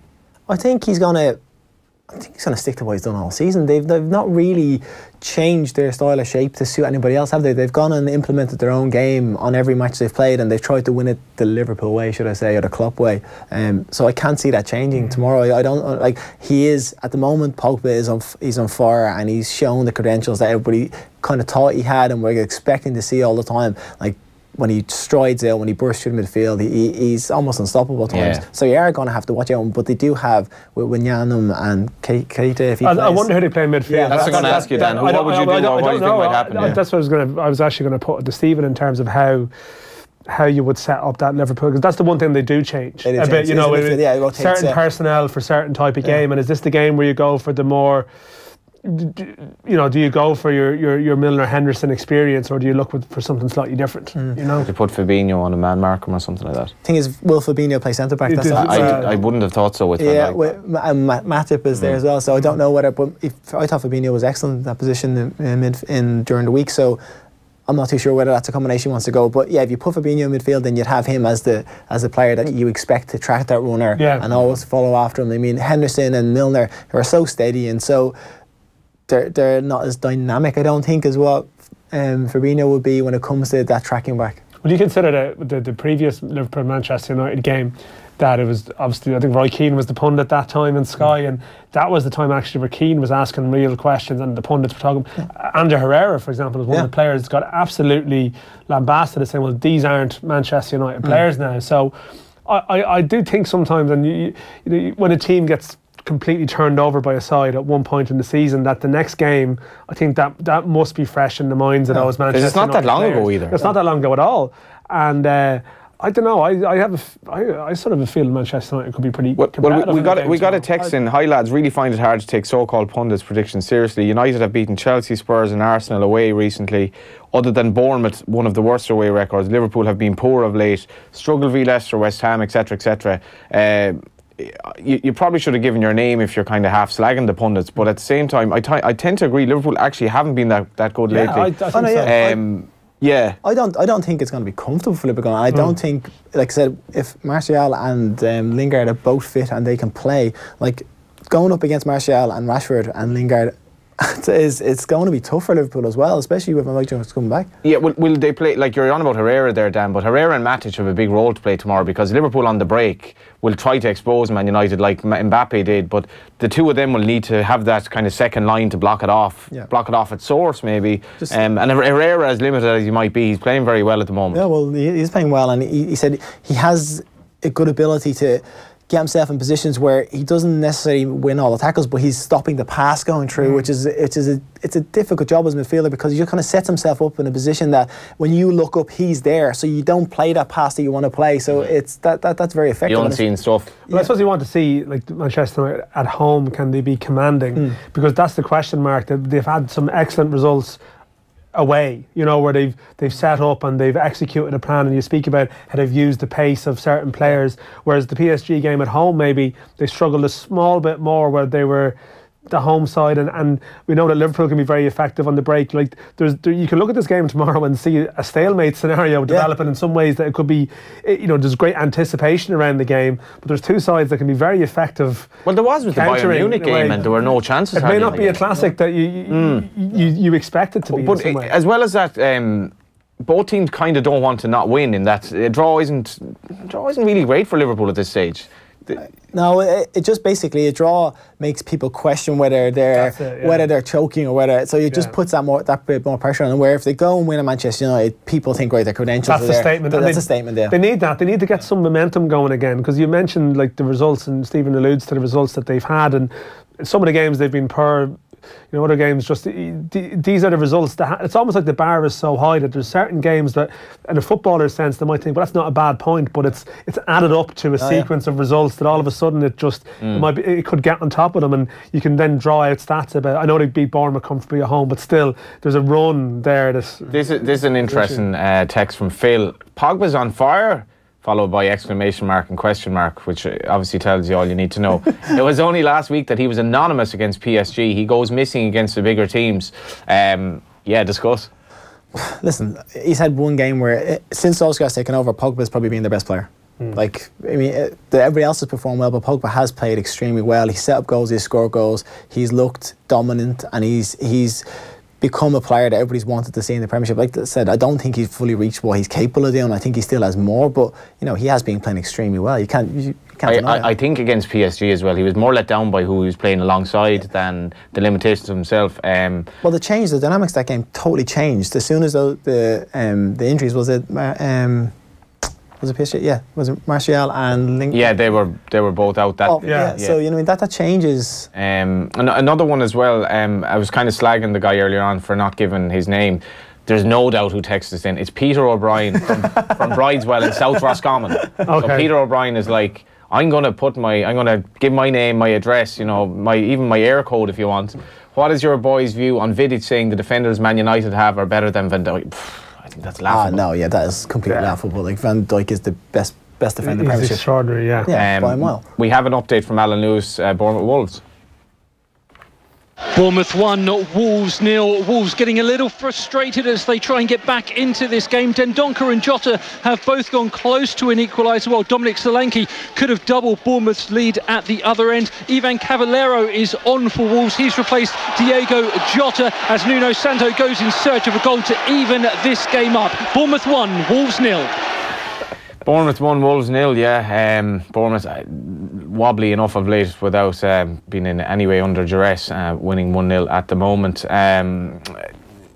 It's going to be a fascinating game, though, I think, because the Solskjaer stuff for me is, I don't know. I just can't. Do you think it's pantomime a bit? It's like it's kind of like, remember when Sky used to bring in, and they probably still do. They'd bring in two guys who they'd bring in, say if like Man City were playing Everton or whatever, they'd bring in a guest who played for both clubs, and this maybe like 20 years ago, for his unique take in the game. And I'm like, he doesn't know anything about this game than anyone else knows. So the Solskjaer link to the old days, I think it's more kind of romantic than actually based on pragmatism in terms of Man United going forward. And I also like, you shouldn't really judge him on the last couple of months, you should judge him on his prior record. Because for me, if it's between him and Pochettino, this isn't even a debate. Oh no, there's no debate. But it is a debate. No, if you polled Man United fans, would you like Solskjaer or Pochettino next season? What would the vote be? Well, look at the conversation we've had the last hour and a half. Nostalgia, talking about players and managers. So when people reflect back to those times, they have a warm. They want to believe it. Yeah, they want to believe it. Yeah, even though it might not have been as good as what you thought it was. But like King Kenny come back to Anfield. Exactly. So I mean, but if you're going to based on purely who do you think is a better manager, like this Pochettino is all day. We'll have Kevin Kilban and Nathan Murphy reporting on the game tomorrow. Nathan let me down badly last night by not going to the Go United game as he suggested he would. He said he was on childminding duty, Dan, which is fair enough. I think the kids had its midterm, wasn't it, for the kids? So I think it's not a bad excuse. It's all right though, Nathan. I did see your father Mihal at the game representing the clan with pride. Great game, Dan, by the way. 2-0 up, unbelievable goals. And then our earlier guest Kieran Kilduff scored twice. Went to the Shells fans who were all out on the pitch, gave them a big hug and all. And how was your mental state at that stage? It was a bit mad because like Go United probably had 20% possession in the first half, but we're 2-0 up from two absolute worldies. And one of them was Colin Kelly, 17 years of age. I think it might have been his full debut. Left-footed player playing on the right wing, very highly thought of. The ball comes from 45 yards out in the wing and he chips the keeper. And you're just like... I've managed to see that goal already. If it was a Premier Division goal, I couldn't actually see it till Monday. Yeah. I've seen it. You've seen the goal? I saw the goal, yeah. Oh, I didn't know that. He also went up to the Shells fans to give them a bit of a taunt as well, and then came around to Go United fans. So Colin Kelly's an absolute legend. 17, he's a local hero. Already talk of, well, how long are we going to hold on to this kid? But he got Ryan Manning, of course, back playing for QPR. Yeah, so Ryan Manning is playing today. Galway product. Funny enough, he reminded me of Ryan Manning, because the first time I saw Manning play, he hit the bar from 30 yards with this ridiculous shot. He was only 17 against Sligo in a pre-season game. Dan, it's interesting that he's back in the team at QPR on the back of, I suppose they did a dodgy result. Well, he was taken off at half time, actually, John. I'm looking here. So now, live score can be somewhat unreliable. It looked like he might be playing on the left side, which wouldn't necessarily be his bag at all. QPR have been a bit sort of erratic this season, to be honest, you know. And Manning was playing at Rotherham, which you would have thought would have been very good for his development. And they brought him back, even though they didn't necessarily want him. And he hasn't really played since he's come back. So Just another reminder that Coca-Cola are the new soft drink partner of the Premier League. Check out their great new ad on our Twitter and Instagram pages. To celebrate, we will be giving away tickets to Premier League games of your choice next week on Off the Ball. Make sure to listen for your chance to win. Let's go for some ads. Football on Off the Ball. Brought to you by Boyle Sports. Now with same-day withdrawals to your Visa debit card. Bobby's Late Breakfast. This week on Bobby's Late Breakfast, I'll be speaking to Valerie Thompson, the world's fastest female motorcycle rider. Rugby legend Peter Stringer chats about swapping the scrum for the salsa on Dancing with the Stars. And we roll back the years with Dermot Ferreter on a fascinating book about the Irish border. Bobby's Late Breakfast. With me, Bobby Kerr, this Sunday from 9. On News Talk. Hello, I'm your car. From the future. You will be driving me a few years from now. Well, actually, you won't. I will be doing the driving for you, and I am an excellent driver. I will also park myself for you, and on my slow setting, I will walk your dog too. But there are limits to what I can do for you. So if you want to be properly future ready, you'll want a pension, powered by Zurich's award-winning investment performance. You talk to a financial broker or visit zurich.ie. I will present myself for my NCT. Investment Excellence Brokers Ireland 2018. Zurich Life Assurance PLC is regulated by the Central Bank of Ireland. Zurich, the power behind your pension. Looking for a top-quality Irish-made mattress that doesn't cost the earth? With dedicated sleep experts to help you find the best mattress for you. And free delivery on a huge range of mattresses. Well, for this weekend only, get to the Harvey Norman 4-day mattress sale with up to half price off across our entire range. So for the best deals and lower prices, the Harvey Norman mattress 4-day sale is now on. But hurry, must end Sunday. Snooze or lose. Go, Harvey, go! It's fair to say Ireland's produced more world-class racehorses than footballers. But what if we combine the two? Is Brackie Bonner, Kicking Keen, B4 Connor Salmon? Maybe not. But if you want to see some quality Irish racing, head to the Paddy Power Cheltenham Trials Day at Naas Racecourse, Sunday, February 24th. Racing starts at 1:30 and includes the Grade 2 Paddy Power Onside app Novice Hurdle. Tickets from €15 on naasracecourse.com or 045 897 391. Paddy Power. Enough of the nonsense. 18plus.louis.net. The Electric Ireland, Sigerson, Fitzgibbon and Higher Education Championships. One small window in the GAA calendar when deep traditional rivalries are put aside. Fierce inter-county foes become friends, competitors become comrades. When the best club and county players from every corner of the country line out in their college or university jerseys to play and win together. Teammates for a time, but always first-class rivals. The GAA Higher Education Championships, proudly sponsored by Electric Ireland. Today, everybody, it's time to check in on the progress of the oats for Flahaven's Progress Oatlets with Bill, one of our local growers. Bill, can you tell us the secret behind what makes Flahaven's oats so special? Well, we harvest the oats and they're perfectly mature. Process which is unique to Flahaven's. And that's what helps give our oats their rich and creamy taste. No mystery. Flahaven's, not your run-of-the-mill oats. At AJ Products, we're driven by a vision where the ergonomic and aesthetic are core qualities in all our products to suit your business. So not surprisingly, we specialise in smart spaces for the workplace. Our unique approach to quality, innovation and value delivers a workplace solution which is as creative as it is functional. So whether it's our standing desks, pallet racking, office furniture, lockers, canteen furniture, or conference tables and chairs, there's surprisingly more at ajproducts.ie. Hi, I'm Martina Gibbons, SuperValue store owner. All things considered, SuperValue is the place to fill your trolley with great offers like SuperValue Fresh Irish Round Roast, save 33%. SuperValue 7 offers like banana 7-piece, 79 cent. And buy any 6 bottles in our Spanish wine sale and save €10. All things considered, it's SuperValue. Enjoy alcohol responsibly. With Virgin Media, you can build up the entertainment and tear down the price. Switch to Virgin Media today and get superfast broadband and TV for just €49 a month for an awesome 12 months. The sale that stacks up. Hurry, sale ends February 27th. See virginmedia.ie. T's and C's apply. See virginmedia.ie. 12-month contract. Offer ends 27th of February 2019. Football Index is reinventing football betting. You can buy and sell the world's top players. Their value may go up and down, but it's not over with the final whistle like a regular bet.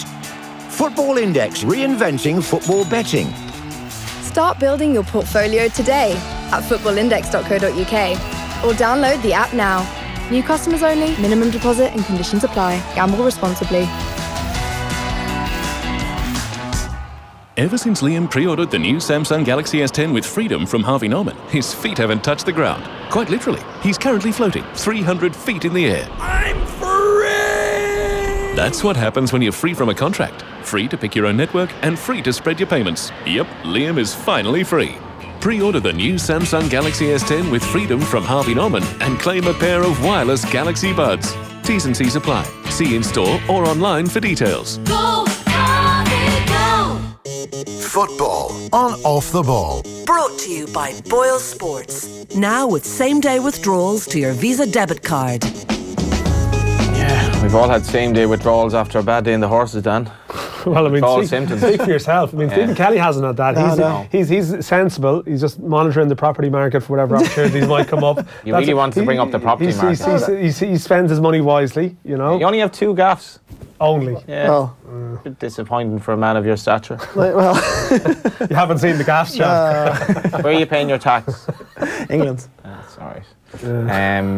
We have a score here from Division 4 in the NFL. Big score. Gary Plunkett with a late winner for Leitrim. That's 4 wins from 4 for Terry Hyland's men, former Cavan manager Terry Hyland. Massive victory for Leitrim to win against Limerick, 12 points to 11. Alliance Hurling League Division 2A, London 111, Kerry 327 at McGovern Park. And we gave you the Fitzgibbon Cup final result as well. UCC beat Mary I 221 to 13 points. Couple of scores as well in the Little Ladies National Football League Division 2. Wexford 1-7, Tyrone 6 points. Cavan 2-11, Clare 2-8, Waterford 1-8, Armagh 3-14. In Division 3 then Wicklow 3-8, Kildare 12 points, Meath 4-15, Roscommon 1-7, a later game down 2-11, Sligo 3-13. We're 6 minutes away from England and Wales, which probably means you should be turning on your TV to listen to the greatest national anthem of all time, Land of Our Fathers. You don't actually encourage people to do that on the radio show. No. Don't. Stay with us. Do not leave and turn on the TV. You abandon the three of us. You abandon the three of us to listen to Land of Our Fathers, and then you come back. No. What a national anthem. I just put on simultaneously. Yeah. Or I'll put it on some. Really give the TT SRFC on Twitter. Thoroughly enjoyed listening to you lads on Off the Ball while driving home, while retrieving my car in Tala after going on the gargle last night. Yous are like a comfy pair of slippers, lads. Which is great. That is one of the things about like going to Tala, that it's not an easy ground to go and just like go for a couple of drinks after. People have to really like commit to it. Like it's actually.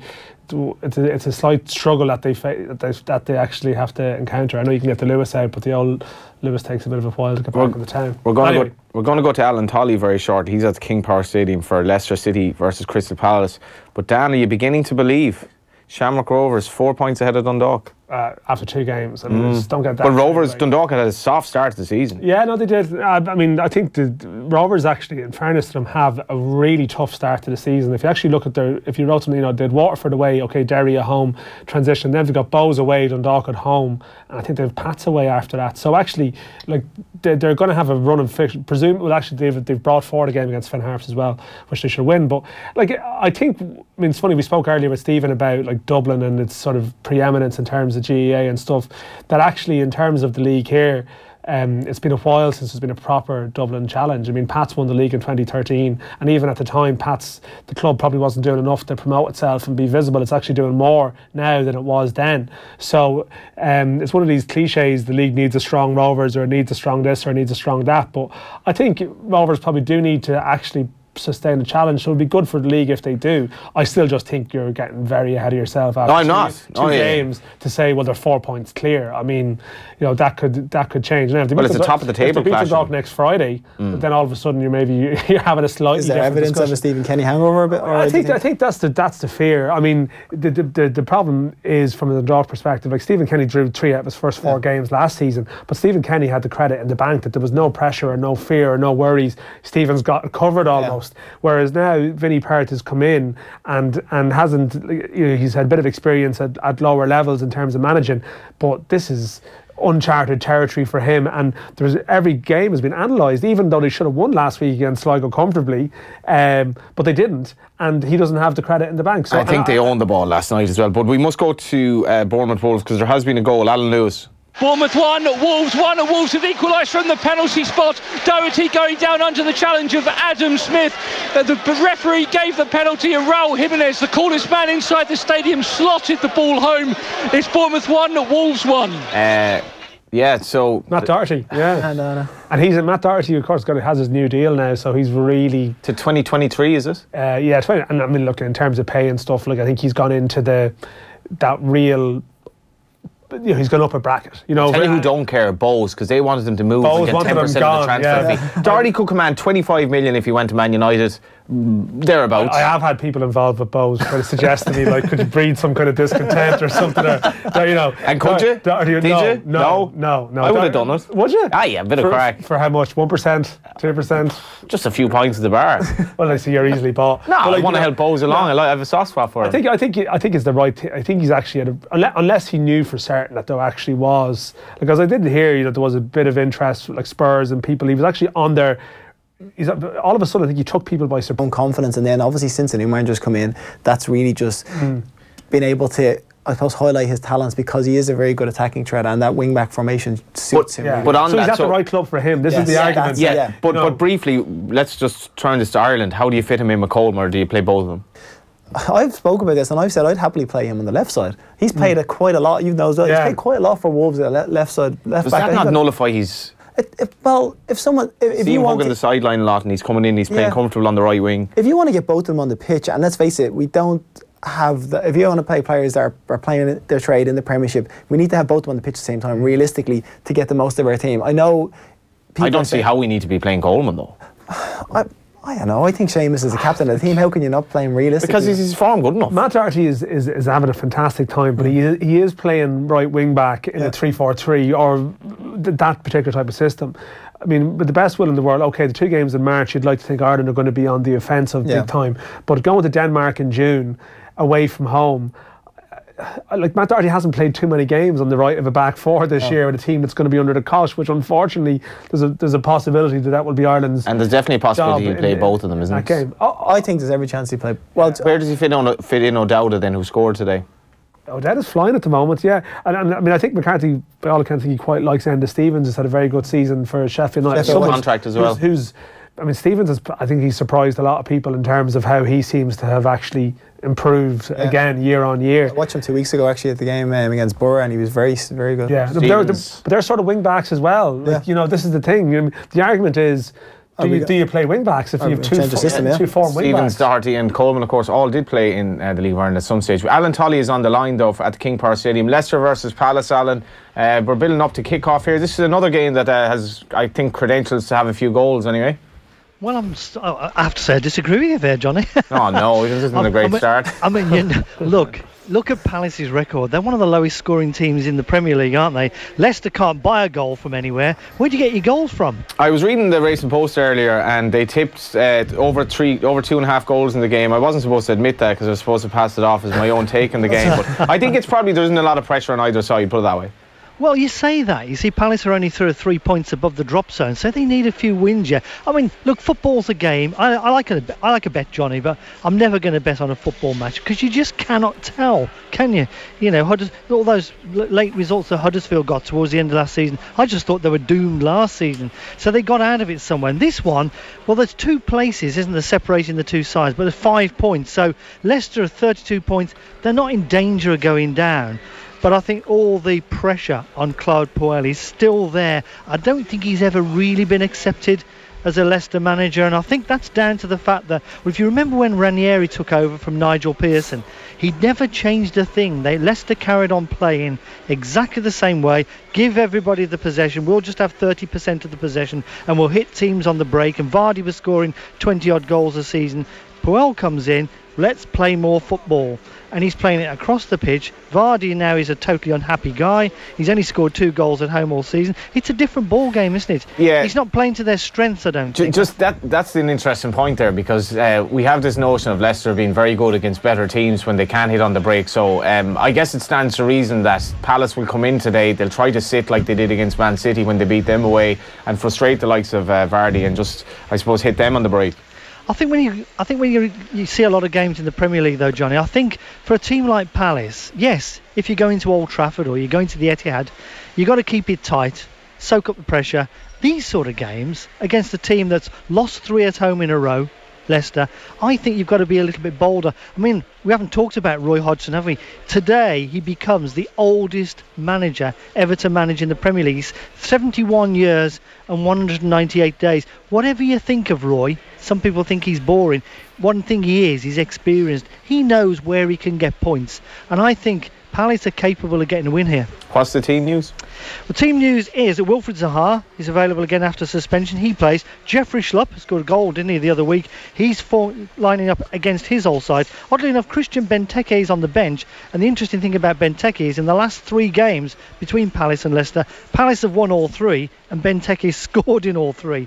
For Leicester, team news, well, Johnny Evans, he's making his 250th Premier League appearance. James Maddison is back in the side. Christian Fuchs, he'll demonstrate at left back in place of the injured Ben Chilwell. And it's interesting, the deadline day signing they got from Monaco, Yuri Tielemans, gets his first start. You're not going to have a bet in the game, though? No, of course I'm not. I'll bet on the horses. They got 4 legs for a starter. Who's going to win the Gold Cup? Ask me next week. Alan's going to do a bit of research in the week, you know. He was. Thanks for that, Alan. Cheers, mate.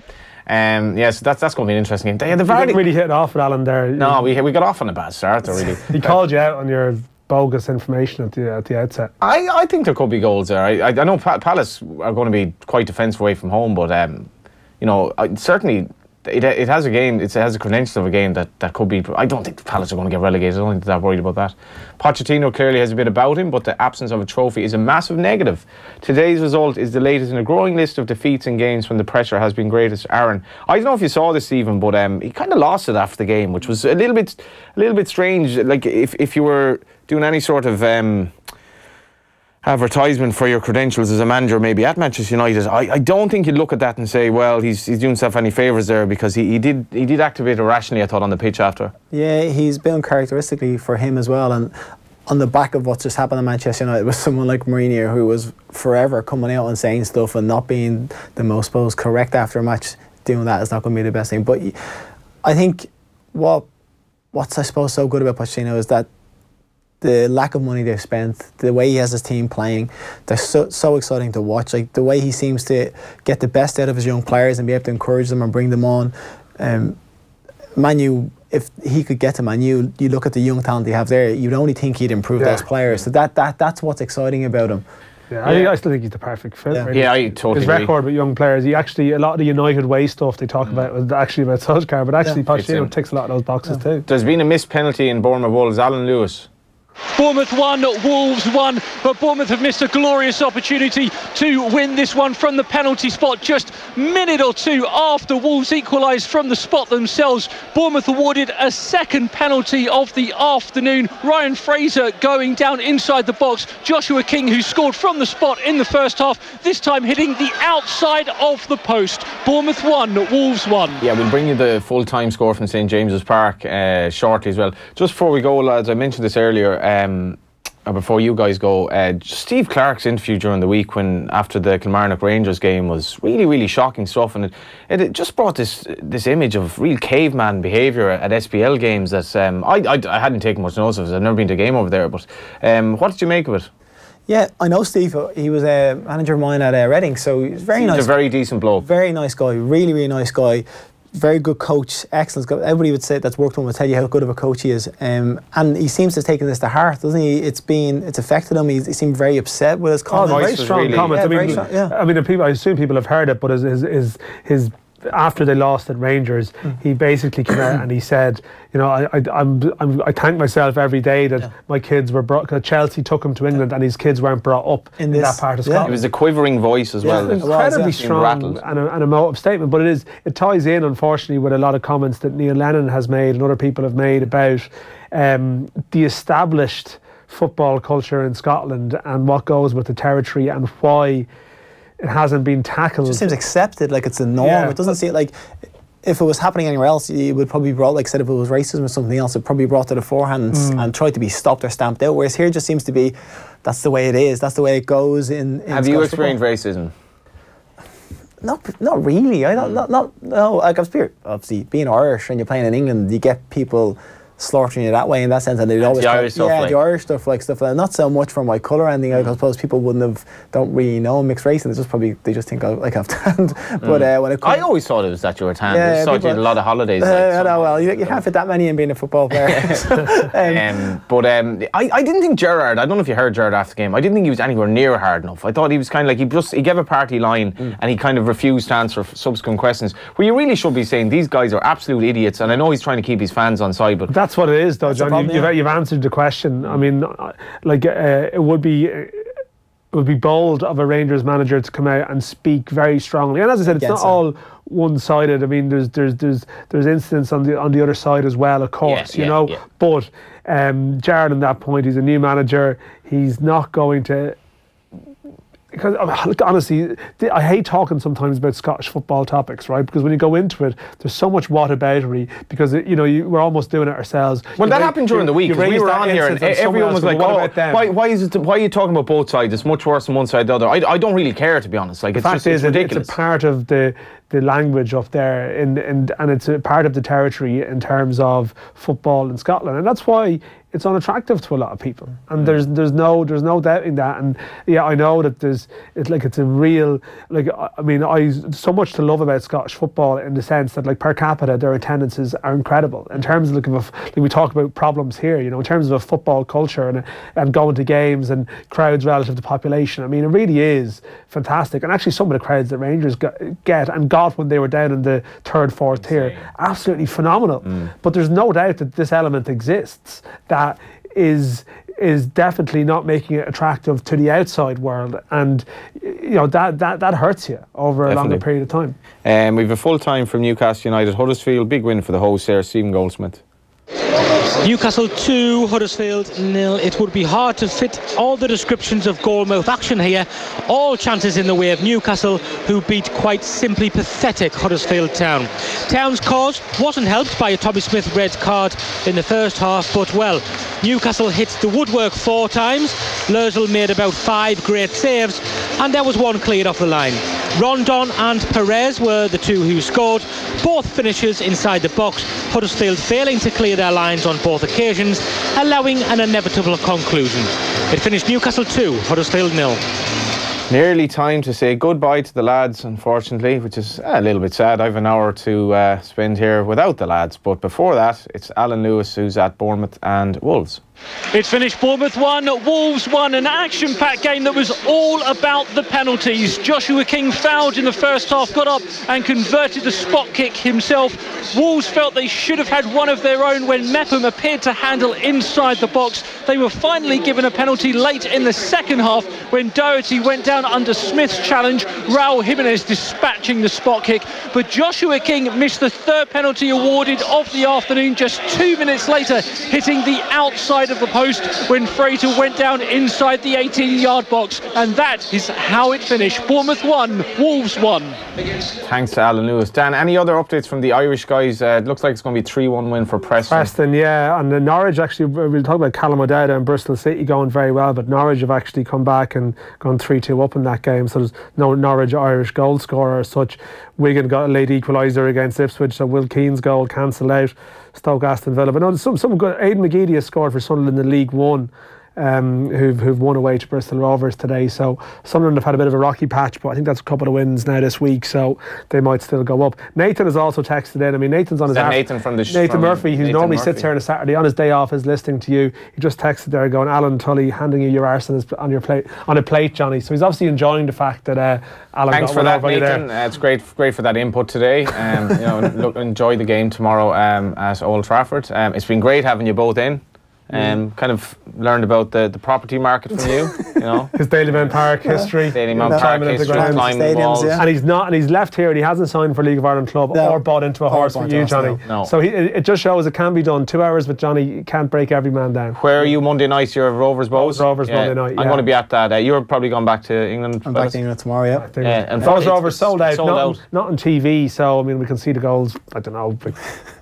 4 months time, but like the people who go to the game, like we talk about growing the game, but we're actually actively, there's restrictions over who can see something on Monday, which isn't very positive for me. Is it morally justifiable to let kids in over the wall to help them in if you're just worried that they might have a bad landing and injure themselves? They could be paying €5 in and going to the club. It does depend on the size of the wall. Yeah. It's a big wall. But if you're, and he was holding on to a bottle of orange as well, so he was kind of trying to manage the situation. But I think if you're getting kids into the habit of going to games, I think it was a greater goal. But your kids should be going free to a lot of games anyway. By the way, well, that's this is the thing. Like, kids going free is a pretty under 12 or whatever. It's not a bad concept. I'd go for the fact that he's been so enthusiastic to go to the game. He's willing to go to those lengths to get to it, which is kind of only be good for football. Is your kid going to be a footballer? We discussed this earlier, Johnny. He's not pushing him towards it. Listen, I would love him to be. I would absolutely love him to be, because it's a great career and it's a fantastic, to be able to fill your goals in that sense is amazing. But like I said, who knows? He's 5. He's 5. Just a bit of pressure on Hugo here, to be honest. Hugo, is it? Hugo, interesting. Like it or not, Mark Kenny's kid, the pressure is on him now after he revealed his great talents. But thanks for coming in, lads, and we'll be back after these. Football on Off the Ball. Brought to you by Boyle Sports. Now with same-day withdrawals to your Visa debit card. Get up-to-the-minute news updates at newstalk.com and on the Newstalk app.